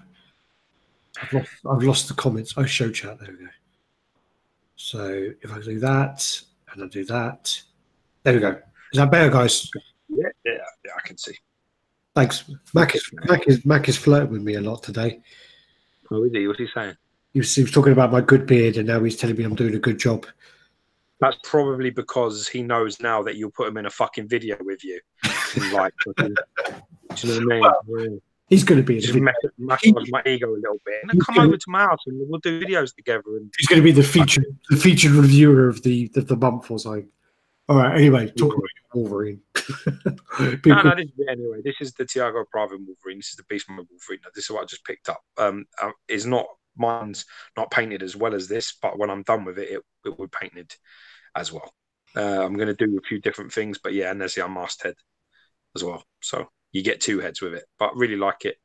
And it comes with like the Maramasa blade as well. But for some reason on my one, that wasn't even painted. So it was just left. So I did that as well. I've never seen it. So it comes with the Maramasa blade? Yeah, it does. Yeah, the blade comes with a blade. Oh, I've not seen that. Yeah. People use the Airsa box. Oh yeah, I can see it there. You can see it like it'll be there. Yeah, that's it. Yeah. All right. Okay. It didn't have that. It didn't have those either, did it? No, it doesn't. No, I have to get them. Yeah. So. I actually did speak to the guy who owned it before Dan did, and he's going to have a look for it. He said it was 2 years ago, but he said that he'll have a look. And he's also moved house since, so. Yeah, I don't hold much hope, but the guy actually is the one who painted my one, so he's probably taken this stuff out of the box, put it to one side, painted the statue, and forgot to put it back. Yeah. But hopefully we'll sort it out. It's not a deal breaker. There's my Mystique. As well, I need to put a peg in that front right leg of hers as well. Yeah, she's well. Pancakes. I was trying to open it really quietly as well. Right, let me just do it quickly. I was trying to be well quiet with that, and it's just like when you're trying to be quiet and it makes 5 times the amount of noise. God damn. Well, it does have an issue. I'm going to change that anyway. So that's the Mystique I picked up. Yeah, but those pictures are fucking shit. Nothing wrong with that picture. It's in frame. Nothing wrong with that. It's in look at that. Shows you its scale. It shows you the size. She's quite big. I mean, if you look at that's what I'm saying. She's as big. She is as big. She's pretty much a quarter scale. If you want your female to be quite, I mean, if you don't want like her to be 6 foot, then she's, you know what I mean. That's the thing. She looks like a woman. She looks good. I think next to that saber tooth, that's perfect. Look at that. It's literally perfect. I want to see her next to Magneto. Yeah, well, I mean, once it's repainted, I have a very sneaky suspicion I'll end up putting mine in with Magneto. That's where it'll end up going. And what's your plan for her? Lots of plans, actually. I'm going to change the base quite significantly. what I'll probably do is I want the skulls all different, probably put some bullet holes into some of the skulls and some slashes and some bits and pieces, make a bit more battle damaged. I was actually thinking of making the handgun gold. I've got actually gold, plated metal. I have to talk to Ian about that, just it being like a really fucking snazzy, pimped up. And then I was thinking of making the skulls around her waist as well, like a gold chrome. I want to make the dress whiter than this, as white as I can get it.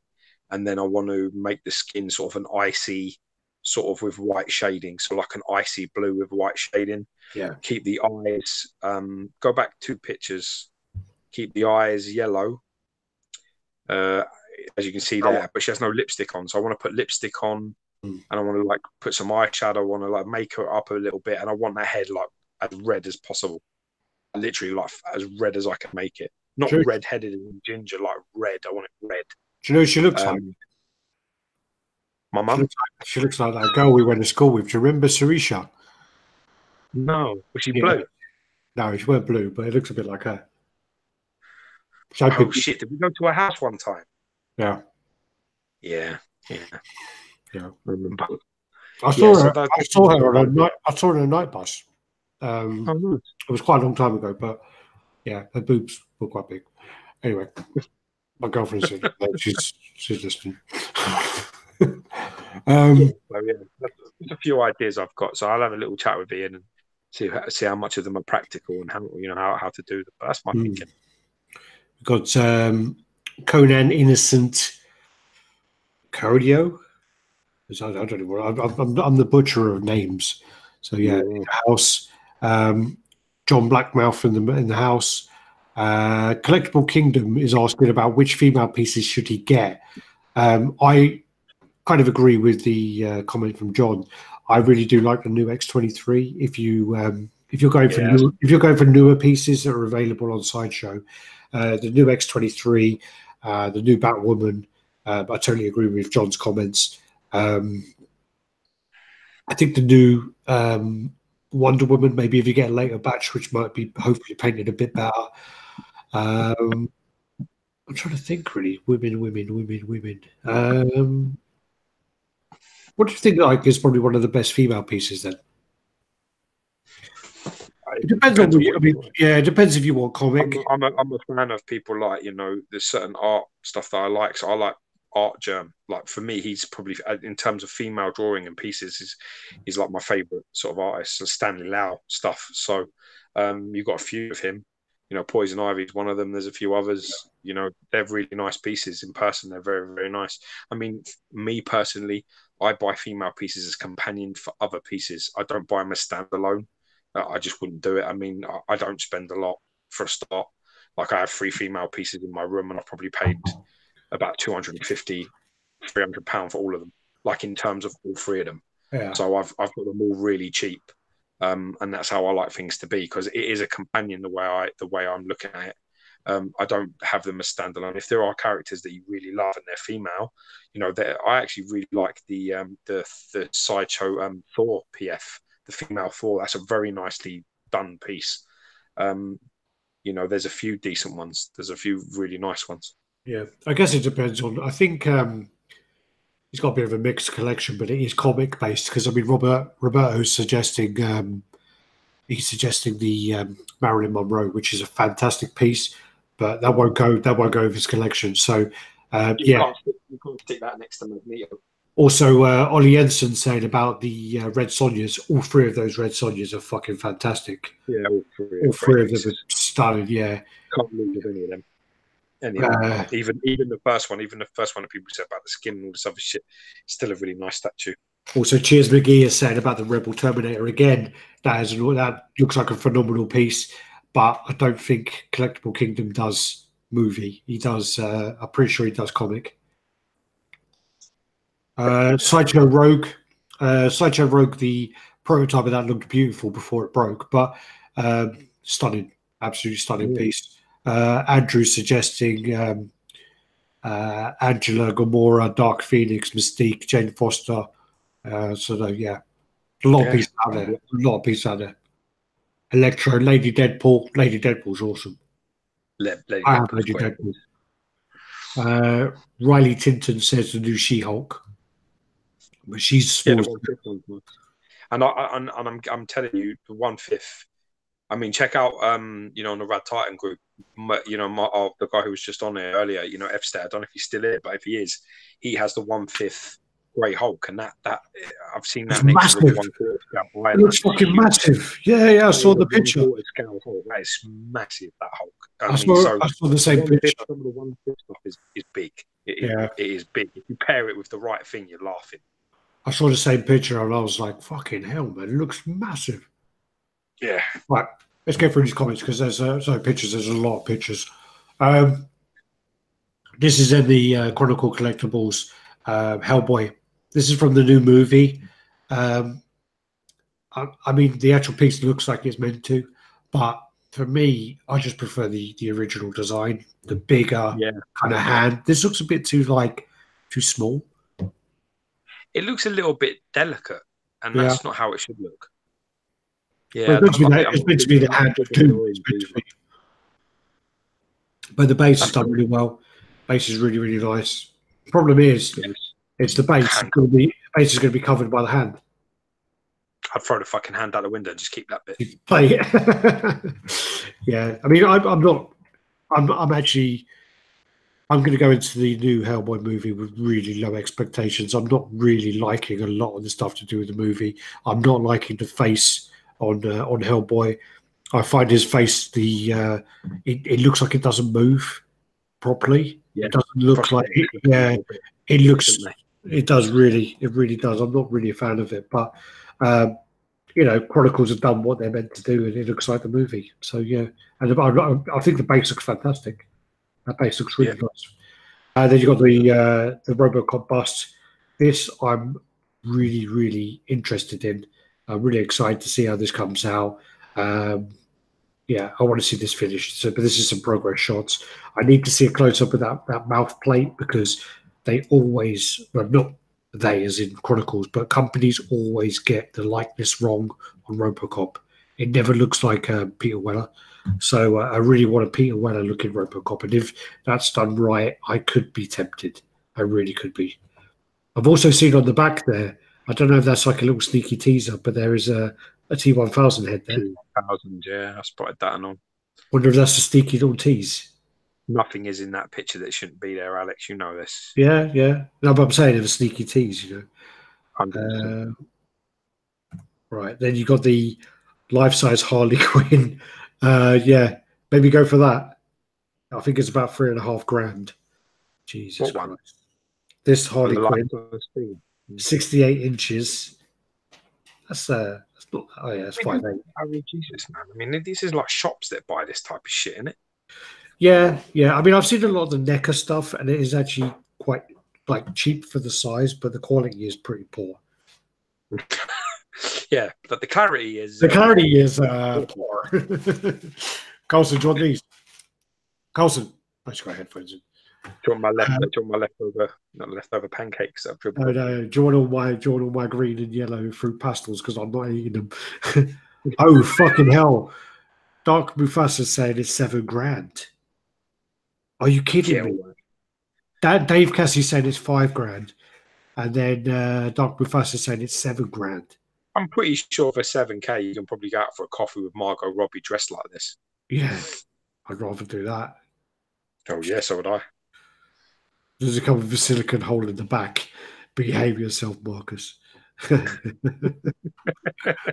Right, so then you move on to this is the Colossus by well, I can't say who that's by, but it's the Colossus by the people who did your Beast. Yeah, I've got this Colossus on order. So I mean, got all the pretty much the classic X-Men. The only ones I sort of didn't get, I missed out on was the Magneto. I was too slow, but that's hey, okay. I'm really yeah. I mean, that looks massive, and I can't wait to see Matt paint that, because I think, you know, when you start getting into the reds and yellows and then them silvers, man, and with that base, it's gonna that piece is gonna come alive. It's gonna go crazy. By the way, me going, hey, was me saying I've got it on order, but anyway. Yeah, Dave Cassie said it's 5.2k for that fucking thing. Yeah, no. Is Colossus going to be chromed? He's doing, apparently Matt's doing 2. He's doing 1 chrome and he's doing 1 silver. But I mean, I will have to see what Marcus goes with. Yeah. But personally, I would like mine to be silver. I don't think chrome. Colossus, I don't like it. I mean, I don't like it as a person. Yeah. I don't mind like chrome elements. Like, I don't mind chrome blades or a chrome sword or chrome buckles or like other shit like that. I like that. I really, as a whole character, it's one of them things. I just don't like it all. Just a personal thing. It's a preference thing. Well, it also doesn't age very well over time, as you see with a lot of the bone pieces, and maybe techniques have improved, but also it's quite hard to live without without blemishes. They're all going to be chromed. I can't imagine that's the case. It's a lot of work. Yeah, it's a lot of money. A lot of work. Money. It's expensive. That's what I'm saying. It's a lot of work. And would you want a factory? Would you want like a fucking factory chroming your stuff? I don't think so. You can't. To the real chrome, you can't have a factory do it. You have to get it electroplated, which a factory can't do, and it's not cost effective. So very unlikely. Yes. So I hope that's good. That works for me, because I want it to be silver. Yeah. What are your thoughts on the 4 Breaker of Brimstone statue? I was very lucky. I've seen it twice. I got to see it in New York in 2018, but it was in an acrylic case. I saw the piece and I was like, yeah, it's pretty good, but it didn't really blow me away. And I was in a toy fair in London about a month ago, and I saw it on a shelf, and I could go around it and I can get really close to it. I took some pictures, and the face on that is really good. The piece looks really, really nice. And apparently the piece I saw apparently was a early production piece. And if that is the case, it was very impressive. I really liked it. I like it, but I don't like it enough to sell my OG, exclusive premium format, and pocket half the money and then put the other half towards that piece. To be honest with you, the same people that are making this Colossus, that's the closest I've been to being tempted as their one. which is they've got the Thor, which is the cover from the Civil War. It's the Michael Turner art. Michael Turner art, yeah, the one where he's got the hat straight in the air and he's screaming up towards the heaven, sort of the cape is flowing, and that for me, that has got me more interested. But that's my taste, you see, because there's something about the Sideshow one. This fantastic sculpt by Daniel Bell, and the portrait is fucking exceptional. But it's also it's not really like true to the comics that I sort of like. The stuff that I like, he's like big, and I like the classic look. Like all my Avengers stuff is more sort of classic. It's not. He's quite athletic, isn't he? Yeah, he's like the body is different, and even like the whole pose and everything else. Just a few elements there that has a bit more. I don't know, maybe more film and a little bit of other influences. Yeah. And from my personal tastes, I've got to keep my OG one. Dave, fuck off. Dave Cassie. And cheers, Boogie. We're going to get onto that a bit later on. So, Cat Dad has it on order. So, all right. Here we go. So, this is basically a tease for the same company. Marcus sent me a picture of silver versus chrome. Yeah, that's shit silver versus chrome. Give me something that's actually a decent fucking paint job as a comparable. So this is a tease. It's only 10% done. So this is a really early custom cap. I don't know why this is here. This shouldn't be here, actually. Then this is the custom code. Really tempted with it. Don't even like the character. There's something about this statue. There's something about this statue that I really like. I can't put my finger on it. It's the first time ever where I've actually been tempted by a piece that I don't really like the character at all. I don't know what it is. Well, the thing is a character as well that hasn't been done and is very unlikely to be done by a company. So it is great for this to be done in that way. And it's good to get for him to get some love, But also it looks to me like the sort of statue that you could put in front of another statue, like a bigger statue. Do you know what I mean? Sorry, Mac, what do you mean? Sorry, Mac, who are you talking about? I don't know what you're talking about. So I'm just... either of you guys getting the brown Wolverine.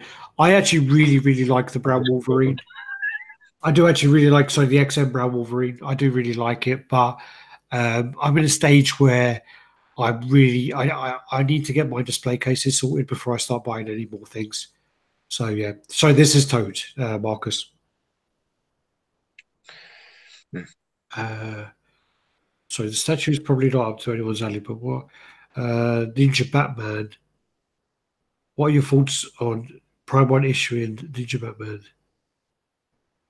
Sorry, we're trying to read a comment. The statue is probably not up anyone's alley, but what are your thoughts with the Prime 1 issue a new Ninja Batman before they're done with pre-orders for the first one? I thought this was a bit odd. I didn't know they were doing another Ninja Batman. I've seen the one with the big circular thing behind him, but I didn't know they were making another one. Shit. Are you talking about... Sorry, you might be talking about Good Smile Company are making a Ninja Batman, so it's a different company working with XM. I don't think Prime 1 are making another one, unless I'm wrong. So that's Toad. Oh, yeah, these are basically... So Iron Studios 1/10 scale pieces. And this is... That looks like Shrek. Jesus. Yeah. That looks like Wayne Rooney Shrek. Definitely looks more like his drunk picture, doesn't it, for DC United? Yeah. He got arrested. The fucking grannies. Jesus. Yeah, he did that in England. He's over in America now. So. Oh, is he? Oh. Yeah, he's just drinking. So yeah, this is the 1/10 scale Hulk. Really good. The 1/10 line really good.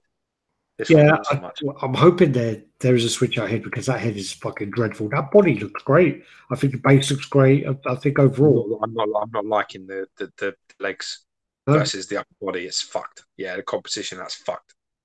Especially that straight leg, that standing left leg's like needs about 30% more mass put on it.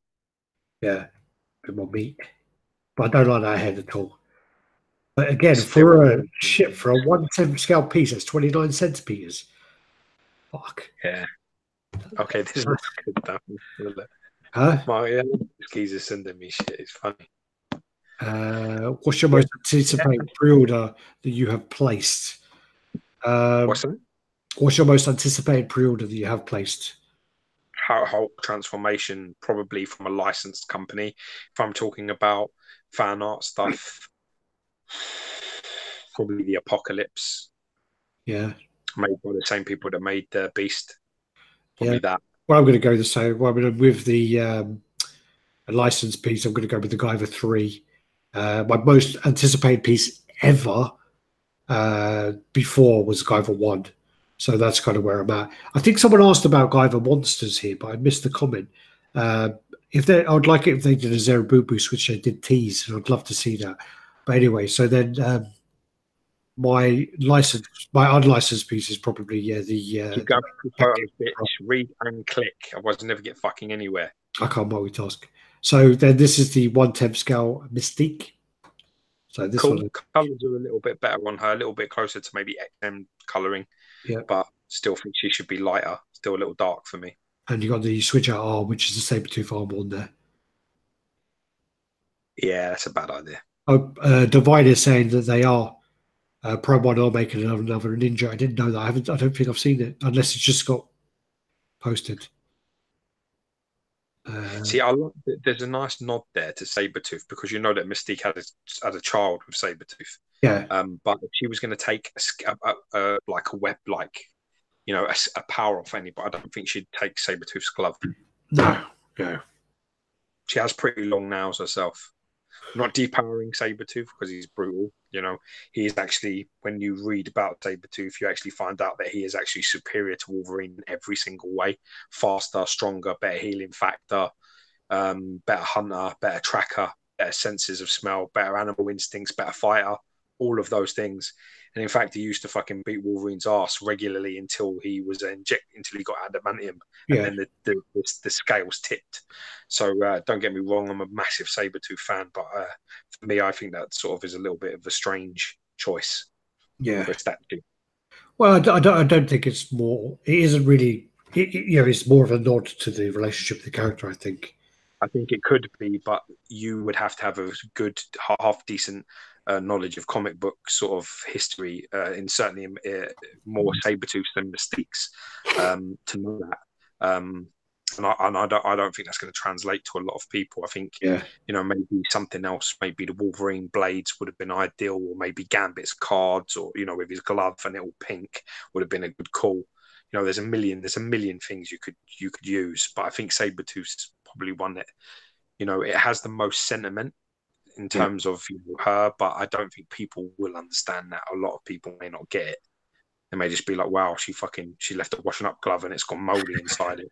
But also the thing I really like about Sabretooth's glove is the big fin that comes down and it doesn't have it there. Spike. Yeah. And, so I think that would have probably made it a bit better. Forgot the question already. Oh yeah. Someone's asking, did you measure the Hulk transformation? If you look at our video from London Comic Con, you did. Did I? Yeah, you did. What did I measure at? Shit, don't tell me. I can't remember. You have to look back at the London Comic Con video where we measured it. George did do it. We did a video of George measuring it, or George talking about it, but we measured it before. Right. You got the Professor X as well. For the little 1/10 piece, quite a lot of detail going on the base. So good. Could try and go through these a bit quicker. And there's the whole line that they're going to be working on. So they're going to be working on what's that? Mystique, Professor X, Rogue, Jubilee, Cyclops, Gambit, Sabretooth, White Queen, Jean Grey, Storm, Archangel, Pyro. God, I'm going to have to go through all these. Magneto, Bishop, Iceman. Is that Kitty Pryde? I don't know. Can't see that one properly. Wolverine, Beast, Juggernaut, Blob, Sentinel, Cable, another Sentinel, and Deadpool, and then Sentinel. I'm assuming where the Sentinels are possibly pieces which they don't want to show yet. Yeah. Either that or they're space fillers. Yeah. Then you got the HMO. Nice. Piece. Really nice. The thing about this I mean, this does look really good. This got up for pre-order. There's been a bit of slack about it, about how they've released it for pre-order when there isn't a statue ready, but then you've got the Connecticut's version, which is prototypes been printed, but they haven't got up for pre-order. So, and also they've gone with they're working with Stanley Artgerm Connecticut's. Well, that explains why I like it. It's more my style. Yeah, I like that. I like that one a lot. But then again, I can't. That's another piece I'm really excited actually to get in, because I have the pre-order for the actual Connecticut's, the Terry. Yeah, that was fucking amazing. I can't wait to get that. Yeah, it'll be interesting to see how they both deliver on these, because I mean, obviously, HMO did a fantastic job with Morrigan and Connecticut's. I think from these pictures, from this red and this, Connecticut's does look better, but you can't judge it based on that though, because Connecticut's is showing you a real statue versus sort of a concept, an idea. And don't get me wrong, a concept can beat a regular statue sometimes, but it's seeing a finished article with all that translucent resin and the flow and everything else, I just think it's very nice. That's what I mean when I'm saying about which one I prefer. Just the style, the flow of this one I like more than the other. Mike, I am getting the Magneto Triumph. I've just got the cover back, so the X-Men 2 cover back, which is what the Triumph is based on. So huge thank you to Mike Wells for that. Huge thank you. Jesse Hernandez says there's 25 pieces confirmed in the series, and 3 of them are Sentinels. So yeah, okay. So maybe they're 3 different Sentinels then. Yeah. Sweet. Then okay, this piece. This is actually another funny conversation because he's eating Raiden. It was. I mean, I did ask them, and allegedly they weren't talking to each other, because I did say earlier on that I was speaking to the artist of Liu Kang who got in touch with me, but also the artist who made this fan art piece. He messaged me, and he basically said to me, I know how much you dislike the Liu Kang piece, and because of how much you dislike it, I want to send you the dragon to make you feel better. So he's basically sending through this dragon in the next couple of weeks to, as a gift. And so he basically said, because we saw your Liu Kang video. I like the fact that you're benefiting again from my fucking hysterical video. From your hysterical video? Yeah, I iced that fucking piece to shit. You're always PC, man. Come on now. No, I think on the Liu Kang one I wasn't. Please. Then if that's a collector's item, then if you played nice, you didn't play nice. No, but I know how you feel about it in private, but I mean, if you said the stuff that you tell me, you fucking know, man. I would understand who in RaddTitan really has the teeth. Yeah. Believe me, you have no idea. You have no fucking idea. If you honestly think that I'm the sharp one, fuck, you've done nothing. No, the Liu Kang I did speak up about at the time, and I did actually I did hold back on the review because I really wanted to sell that piece. So I really wanted to sell it and not lose money. But I do stand by my comments that the paint on the face is really heavy on the Liu Kang. The hair is really heavy paint, and the body sculpt is actually not bad at all. The body sculpt's fine. It's just that the tracksuit, his pants are crap, and his head looks crap because of the paint. But there's also another problem, which is his forearm is about fucking 40 inches long. Oh, yeah. But I do think that if you had the exclusive with the dragon and the light up, I do think that your focus would be taken away from it a little bit. So it'll look a bit better.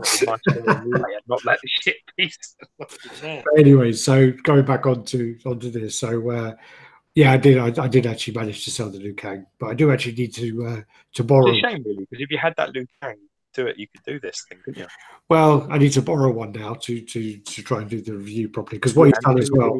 If anybody has like Raiden's legs, that would be handy as well. That's But no, so anyway, the Crystal Moley in the house. So basically the dragon was done, and this is an early version. So the artist, the commissioner basically just got this in. The eyes this light up and stuff. But there are a few things he'll be touching up at the factory.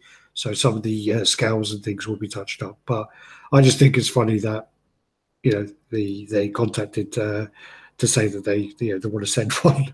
But anyway, I think it's a really cool idea. I do just think it's fucking massive though. Look at the size of that. Yeah, that's got to be, looking at it, that's got to be close to like 30 something inches. Yeah. I'll show you how this will give you an idea. Do you want to see this? Yeah. Oh dear. Yeah, because Goro is around about like, I think 24. Like 24. I think he is 24 inches. The top of his pony. Goro for me is still.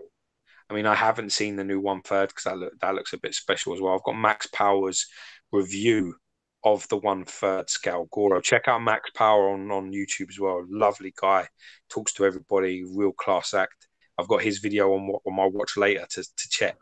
But for me, that Goro is still the best Mortal Kombat piece that they've released.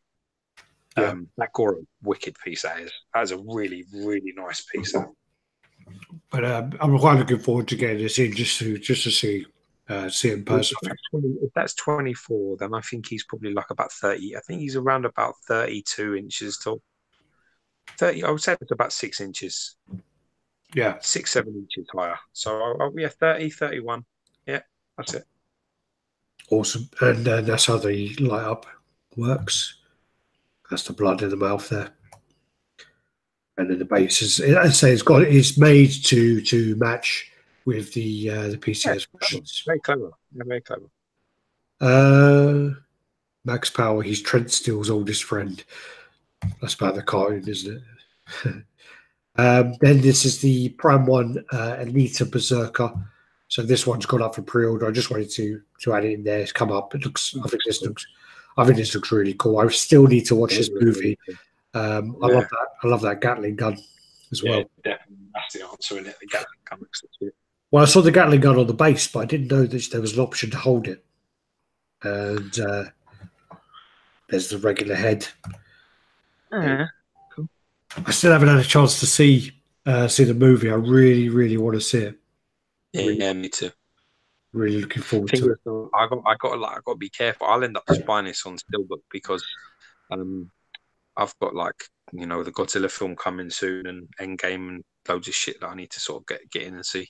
Well, Captain Marvel comes out soon as well, and Bart is coming to London. He wants to watch it. Yeah, well, set up, man. I'll come and do it. Cool. So then that's that. I do like the Elite piece, but I'm just hoping I don't like the movie because otherwise it's going to be one of those pieces I'm going to be like, oh shit. Someone was saying they think the hammer's underscaled. Could be right. Does look a bit small. What hammer are you talking about? There's a hammer on the base. I don't know if you can see my mouse there. It's Ido's got a hammer, and it's basically that. And then these are the heads for the Bloodborne piece. Again, these Bloodborne pieces look fucking amazing. In Japan, these pieces look fucking awesome.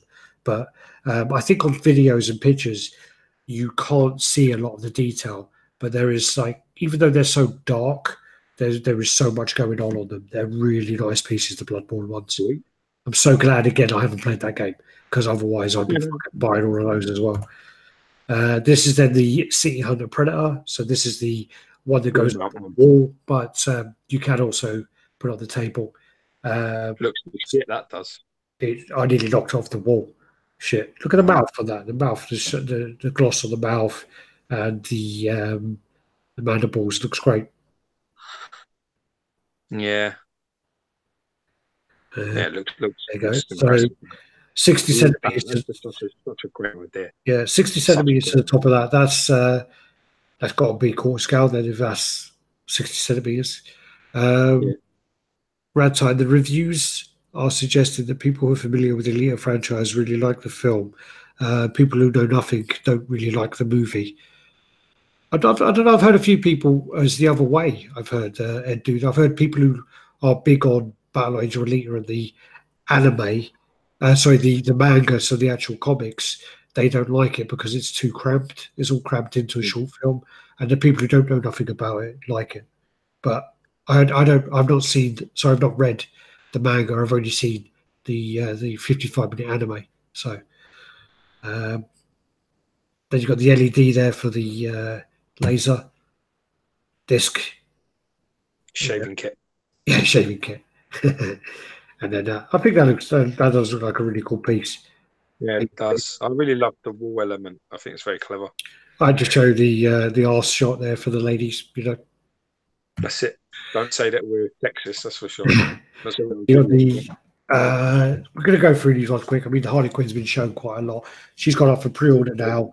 And I want to say that at the convention, she really surprised me. She was really nice. And people are saying about how, the base is too big. You need to make the base smaller, blah, blah, blah, blah. I don't agree. I think she looks absolutely amazing with the base at all. You should make her smaller.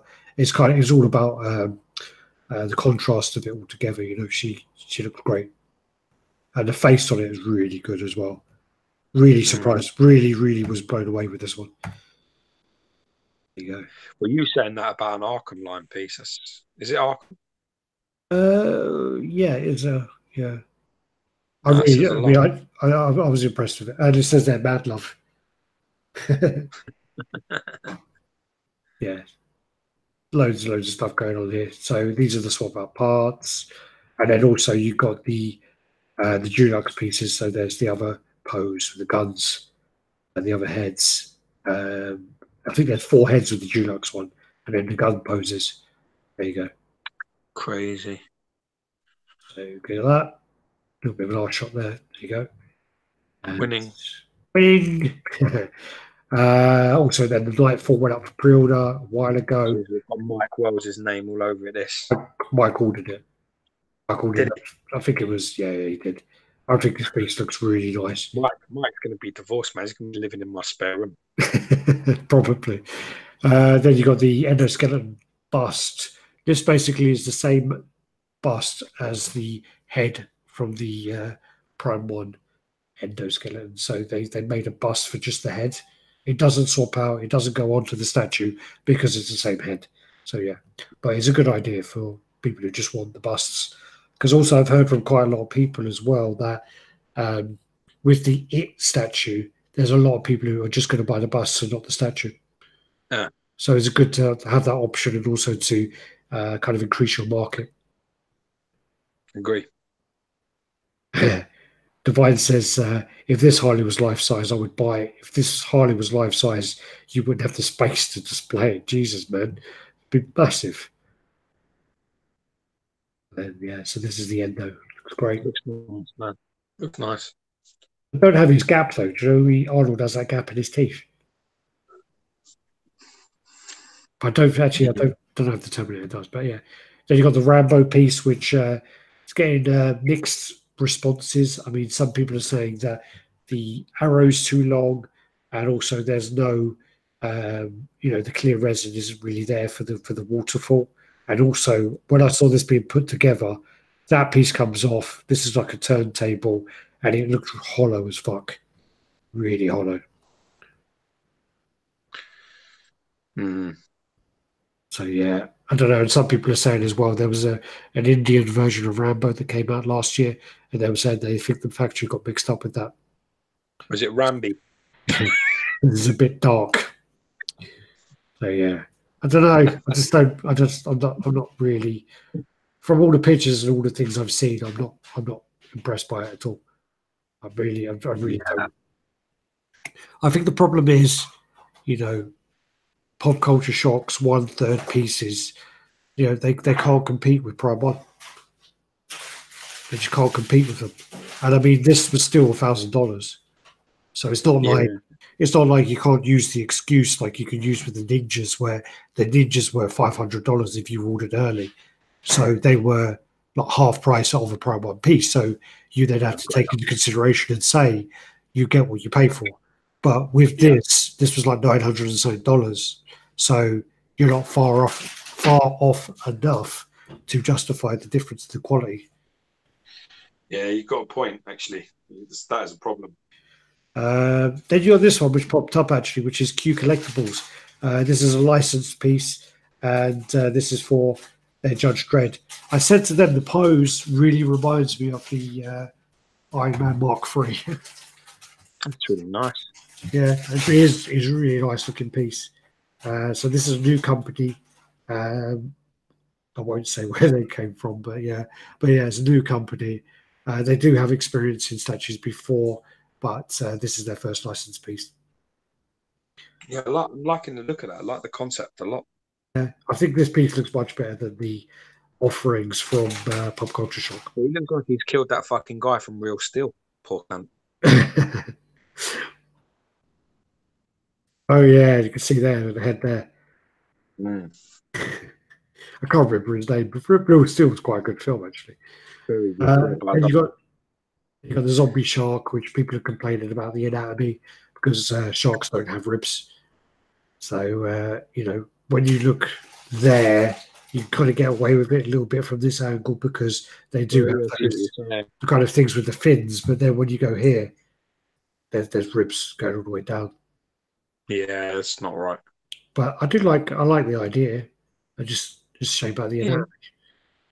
Maybe that's what killed it. Well done. It was born with like a fucking human fucking skeletal structure. Can swim. Can sink into the bottom. I can't swim for shit. I'm gonna drown. Oh fuck. Then you got the Sideshow animated Harley Quinn, and I've never seen the animated series, which is going to piss off Cassie again. But he keeps pushing that, doesn't he? Archangel 0407 in the house. Welcome, brother. Welcome. So yeah, this is in here. I do love the. I like these pieces, but they all look like they've got elements of leading. Yeah, all of them. But I don't know. I hope they come out really well. So they're like 1/5. I think they are 1/6, 1/5. Yeah. And that's the exclusive with the cork gun. There you go. This then is a teaser for the XM16 scale Batman. So not really much there. Just see the cape and a bit of leg, and then kind of look at the top of the building, really. So a bit of a little tease there. Quinn, I have it all on a memory stick, and I watched. Someone told me the best thing to watch was the Mr. Freeze movie, which I watched and I fell asleep. So it's not really getting to be that much. I watched all of the Spider-Man 1994 series, and I couldn't stop watching it. I fucking loved it. And then I started watching the X-Men 1993 series or 94 series. Loved it. But Batman, I just couldn't get into it. Yeah. Then this is the XM Studios Colossus. This looks cool. Go throw in part of Sentinel there. Looks like he's throwing the chest part, the chest light up. Yeah. It's cool, man. It's cool. Be big. I love it. When you start flying them colours on Colossus, man, game changes. XM may or may not have. They may have mentioned a symbiote Spider-Man, and they may have also mentioned a 2099, but I can't confirm that or deny it. Nor deny. But Dave Cassie make excuses again why I won't watch the best show of all time. I couldn't get into it. I don't know. Maybe I'll give it another chance, but I'm not working nights anymore. That was a time where I used to be able to watch them all. I watched Berserk because I was working nights and stuff, XMI and Spidey was reworked, totally reworked. This is then the tease for XM Deadpool. So he's going to be jumping over a unicorn, a carousel horse, and then there's the chicken on the base, which he's likely to be holding in his hand or not. Then also Brian was looking into the feedback on the Samurai Deathstroke. So basically they're going to be making him with a top knot. Looking into doing that. This then is the latest paint up of the Finch Dream version pieces. So this looks really cool. But it's got more of a kind of concrete version now. Because before, it's gone a bit grey. There was a like pinky sort of smoky elements that seemed to. well, before it was more like a dreamy, misty kind of element to it, but now it's gone more like they're kind of concrete, weathered concrete stone statues.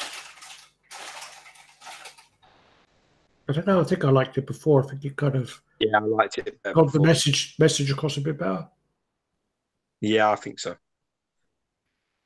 This just looks like he's got together with all his sort of his garden statues and he's taken his picture. Yeah. Yeah, it is definitely like they're more in stone. So there's that.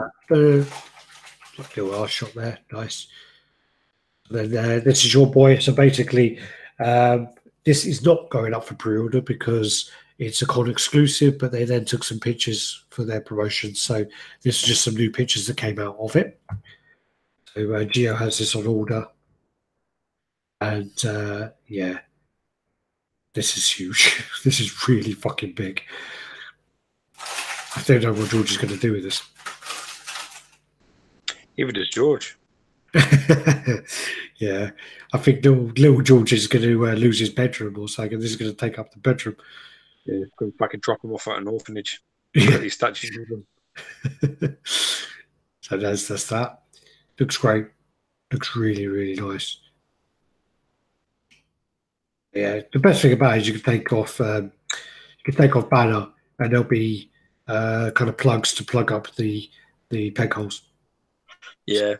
So then if depth is an issue, you can put them side by side. But I think that'd be a waste to do that, really. Yeah, or just remove banner completely, but that would be a bigger waste. I think he's done really well. I don't know if you've wanted it. That's the same. Yeah. Then you've got Shazam. So this is the 1/6 scale Shazam.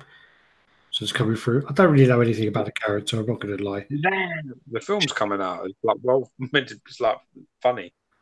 Yeah, it looks shit. For me, it just looks fucking terrible. But yeah, it don't look great. Dave Cassie saying any updates on the Red Hulk? They were working on it. Aaron Press was working on it. He went away, and he's done a lot of it. But yeah, they're still reviewing stuff. So there's not really much of an update. Rob Newbury in the house. He's in Kuala Lumpur at the moment, Malaysia. So yeah, Rob, you're isn't that where the fucking orangutans are? No, Kuala Lumpur is a city, and where's the orangutans? Where you can go and there's like a sanctuary there. Gibraltar. Where? Gibraltar? I don't know. You saying Gibraltar, you silly cunt? It's fucking just outside of Spain. Yeah. Okay. Orangutans in Gibraltar. That's not why we're holding it and not giving it back to Spain. I don't know. We can't have Gibraltar back Spain because we've got orangutans there. So this is then. So you got the hooded version, and then you got the unhooded, and then you got the. To get the close up of the color renders. So there's that. Batman Shogun just went up for pre-order last week. So there's that. You got that. And also, sorry, I just want to mention, actually, I don't want to come off here. Yeah, I don't want to come off. And amazing. You got the Shogun there. It looks great, but there you go. Look at that. Jesus. Yeah. What have you seen that one? So cool. Huh? Did they have this in London? No, they didn't have him in London. Ah, fuck. Okay. That sucks. Looks really cool. That's cool. This is Ultron. Teasers. Teasers cool for Ultron. So there's those. XM Studios again. That looks cool. There's just a few teasers for that. And then that's it. So this is actually the last picture, which is something I just wanted to finish up on, and then we could go back to our beautiful faces and talk about this. Basically, Statue Forum, I've never, ever been a fan of. We were removed from Statue Forum a long time ago for sharing our opinion on things and sharing our reviews, and we were removed because apparently it was unfair on their reviewers for us to post reviews, which is the most bullshit I've ever heard in my life. If you have a community, you shouldn't be controlling who shares what. But anyway, this is now something that was posted last week sometime.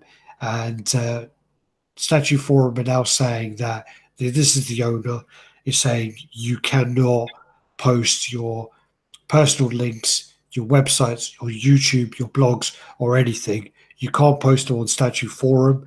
And basically, if you want to share anything, you need to send him the links, you need to send him the video. And then what will happen is he will upload it to the Statue Forum YouTube and they'll get the views. And he's basically saying, you know, he's monetizing your video. So he's saying basically, if you want to do it for the community, the best thing to do is for have it that I post it and whatever else, which is the utter most bullshit I've ever heard in my whole life.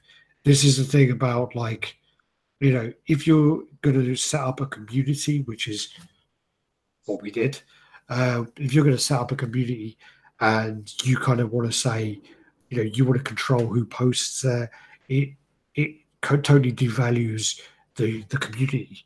You know, if you're setting up something, value them though, does it, Al? Well, I'm saying, but you want to share and you want to do whatever else. It's like, you know, we encourage people to share on RaddTitan. We've encouraged the amount of people who have said to us, I started reviewing because you encouraged me to review.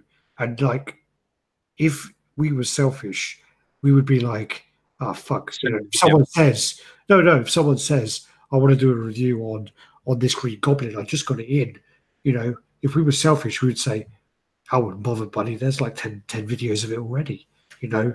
And it's like we've always encouraged people to go out. Yeah, but wait a minute. It's actually not like that's not what it is. They're actually no. But I'm saying instead of it being like, oh, you know, I'm going to review this Green Goblin. If we were playing their game, we'd be like, yeah, that's a great idea. Tell you what, why don't you send it to us and we'll look at it and then we'll put on RaddTitan and we'll give you a big audience. And then when we do the video, we just like basically put music over the top or cut the parts where they actually are plugging their own channel and their own opinion, which is the important part. The whole point when anybody does it on our group or anybody does it, I mean, Nick sends it, you know, or anybody else wants to do, we will happily, if you want to send a video to us for a review you've done, and you're saying, you know, I'm, you know, Stir Fry, I'm Bernard Kane, I'm this guy, I'm that guy, come check out my channel. That shit, if you want the audience to see who you are, we'll happily share it. Always on the group, on the YouTube, anywhere you want. If it, you know, for us, it's all about fucking trying to get as many opinions and as much information out there as possible. I mean, you don't have to agree with everybody. I mean, you don't have to really even, you know, understand. But the most important thing is that you just respect the fact that people are like going out on a limb and trying to do some shit, man. That should be promoted because it's not easy. A lot of people find it very difficult. A lot of people find this sort of shit really difficult. And that shouldn't be taken into account. Just because other people find it easy, don't mean it's easy. Yeah.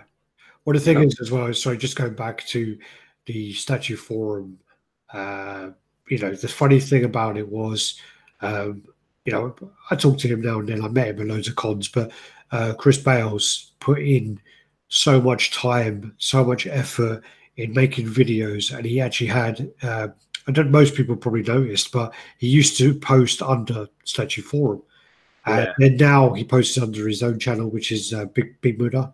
And basically what happened was, so this must have gone on like 6 months ago or so. But what happened was he was basically, you know, his content was the Statue Forum channel. You know, he had 60 something videos, which now he's taken down. So now the Statue Forum channel actually only has like 3 videos, which weren't his. So he was basically there, like running their channel for them, but he wasn't getting any of the kind of benefit.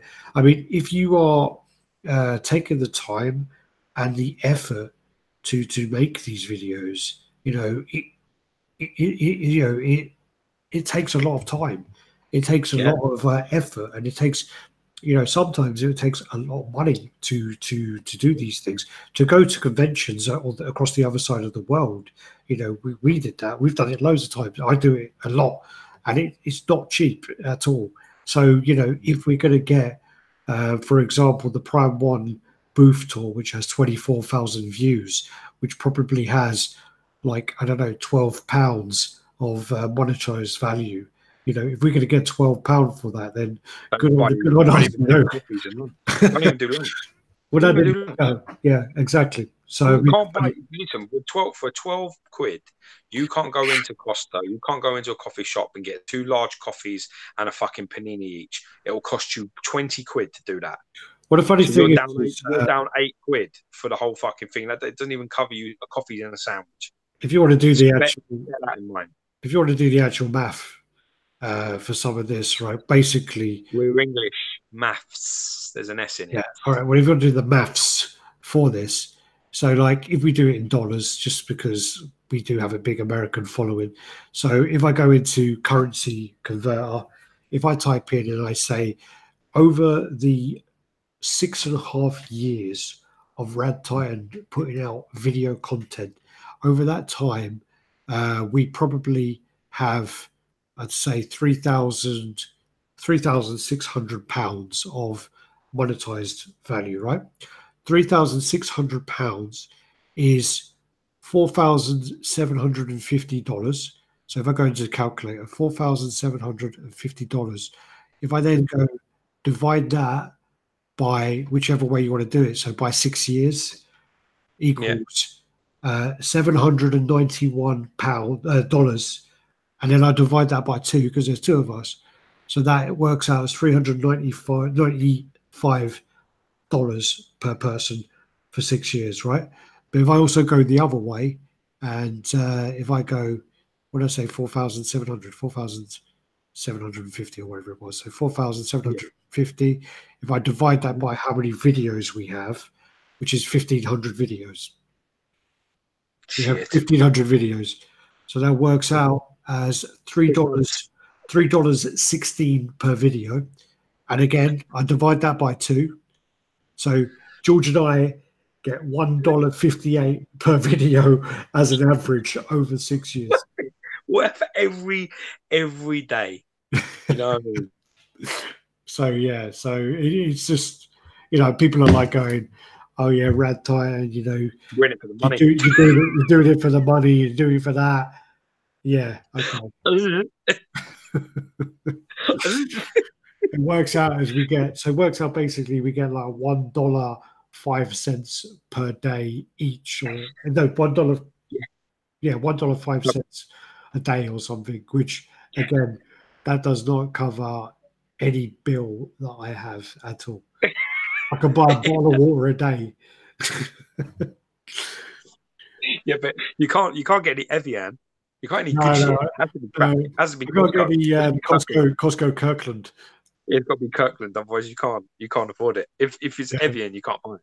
If it's Pellegrino, you can't fucking buy it. If it's good water, you can go fuck yourself. So Jeremy Hunter says, "So RaddTitan, you're saying you do this because you like it?" Unfortunately, the funny thing is that the truth is the only reason that it still exists, that we still exist, is because actually there's 2 reasons. One, it's the amount of good friends and people that we actually meet that tell us every day, you know, you helped me with this, you saved me money here, you know, I've just bought this after watching what you did, and you know, I'm so happy with it, you know, you've made my year. It's just like all the little comments like that really mean a lot, and the friends that we made, and you know, and believe it or not, like there are people out that we see that we'll go out and mix with and go to their houses and we talk to them, that they're like subs. Yeah, they're like subs that we have met on meets and things, and they're like real friends. Yeah. And it would be the same if we were in America. It'd be the same if we were in any country. Like Falk Anderson and, you know, Rodney, all them guys over there. You know, if we were on their doorstep, man, we'd be like, let's go for coffee, let's go for dinner. You know, let's take the wives. That's just the way it is. Yeah. You know, that is a massive plus, the community and the friendships that we've built along the way. But the truth is that the reason that you know, things like any of the crap we get and all of the fucking jealousy and hate that we get, why it never dents us, is because it's basically just me and Alex getting together and just doing what we want to do. You can't stop that because it's never a chore. Yeah. It's $1. It's $1 a day of us doing it. But the truth is we do it for free, and that's why it gets done. If it was about money, we wouldn't bother. I could easily I could go to town with my phone, right, and I could just watch drunks fall over, and I'd get more subs and get more. I could think of loads of things. I could go to the gym. You can film sparring training videos. With the education that I have and the knowledge I have, I could do videos like that and fly past these numbers. You could film your special needs dog and get much good. Yeah, I could. Yeah, he does well. It's not really about that. It's really just about sort of getting together and trying to stick to what we said we were going to do from the beginning, which is just, let's open the game up and try and meet people, try and make some friends, try and share some stuff, try and get a place where people are happy to share what they've got and not be afraid to speak. And it doesn't matter if you've got 5 pieces or 1,500 pieces. It doesn't make any difference. I got to interrupt you because someone's calling me Jake Gyllenhaal with a British accent, and I quite like that. Yeah, someone fancied you on there the other day on one of the videos, and I can't remember what it was. It fucking annoys me all the time. Well, my girlfriend looked like a sexy Jake Gyllenhaal or someone's. I said, for fuck's sake, don't encourage him. Yeah, my girlfriend loves Jake Gyllenhaal, so that works for me. That works for me, but yeah. She knows a picture. Let me understand your logic. Another person said you look like someone, and you think that's good because your girlfriend likes that person. You do realize that your girlfriend and this person haven't had a conversation regarding you looking like Jake Gyllenhaal. No. Like, it doesn't affect your missus in any particular way. No, but if she fancies Jake Gyllenhaal and I look like him, isn't that a good thing? If she fancies someone, but the person saying you look like him isn't your girlfriend. You need your girlfriend to say that. Then it's good. She does. There's a picture of Jake Gyllenhaal where it's like a black and white picture, and he's got a beard, and he's doing something where he's like looking down, and she goes, "Oh, this." She thinks it looks like me. All right. So basically, what you're saying is that a low quality picture, looking in a funny particular direction where you can't see his face, and the rest of his face is covered by a beard. No, you fucking bellend. No. You can see his face, and he's got less of a beard, so you can see more of his face.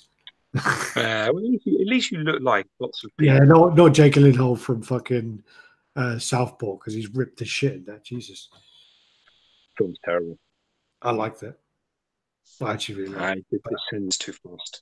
I was going to say, so sorry. Yeah, going back anyway. Before I was rudely interrupted by myself. Basically, I just want to say that we actually, because I was in Japan. We missed off the 10,000 YouTube 10,000 subs, so we missed off that because I was away, and then also over the last couple of weeks, it's really jumped up. Jesus Christ, we got like 500 subs in 2 weeks. So yeah, great numbers. Thank you for the support there. But what we were meant to do is when it got to 10,000, we were going to announce the competition. So. Yes. Basically, we were going to do the 10,000 giveaway, which we were going to announce, but we haven't done a chat since then. So we are going to be giving away the Gambit by XM Studios. This piece is donated by Mohammed Satak, so huge thank you to Mohammed. Yeah.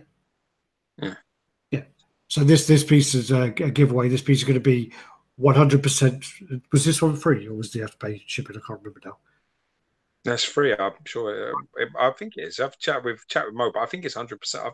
No, Spider-Man was 100% free because it was Spider-Man 100% free, but due to Stan Lee. But I think this one you have to pay the shipping for the Gambit, but you'll get the Gambit XM Studios. I'll have to double check, but I think you have to pay shipping. And then also with XM Studios has also provided us with some discount codes for the 1/6 scale pieces. So even though the pieces have been taken down, so you can't pre-order them anymore, they're going to re-put them up for 1 month. So through RaddTitan, you can reorder them for 1 month, and you'll be able to get $50 off each one. that you want to order. So what we do is we'll be posting the details of how to do that. You have to email their customer service, and then they'll send you an invoice to get the money off. So we will be putting all that up in the next couple of days, and we'll be putting up how you can win the gambit as well, because we want to do it where we don't want someone to win it who, isn't a follower. Don't want someone just to come in, win it, fuck off again. We want someone to win the gambit who has been with us for a while. So we need to think of a way to do it fairly. Like we always do. All our giveaways always have an element where you can't just come in and get things and then fuck off, because it's just like so many people do that. So many people just jump into giveaways everywhere. Yeah, it happens. It happens, of course. It does really happen. So how do we enter the contest for Gambit? Cody, did you not listen? I'll be saying it in a couple of days. We'll be saying how you can enter in a few days. We'll get together. By next week's chat. By next week's chat, we will announce all the details. Again, we want to make it so that it's something where the person who wins is going to be someone who deserves to win and who's been around. Not someone who's been around since the beginning, but someone who has been following us. Not someone who's just turned up for the day, wins it. So we'll work out. Part-time love it shit. Don't know part-time love it shit. Want real. Yeah. So, and no, Cody, it doesn't matter how many comics you send me CGC, we won't fix it. Wink. All right. So yeah, we pretty much. What's the next review going up? I don't know. I'll have to have a look and see what's going to be kind of edited. Got a few that we need to do as well. Got a few we need to film. We've also were talking about this the other day that someone commented on a video, and I opened it up to reply, and the video started playing, and it was such bad quality that I said to George, we need to look through the pieces we still have and kind of go through and do like a recap where it's 5 years later, do we still like this piece? And a good example of that would have been the Green Goblin. Funny enough, most of you won't know this, but we actually did film a Green Goblin video where we scored it out of 10, and we're going to do it. Yeah, we're going to do like a top trump thing. We did it for, I think, about 5 or 6 pieces, but they never ever got released. I think we deleted them in the end.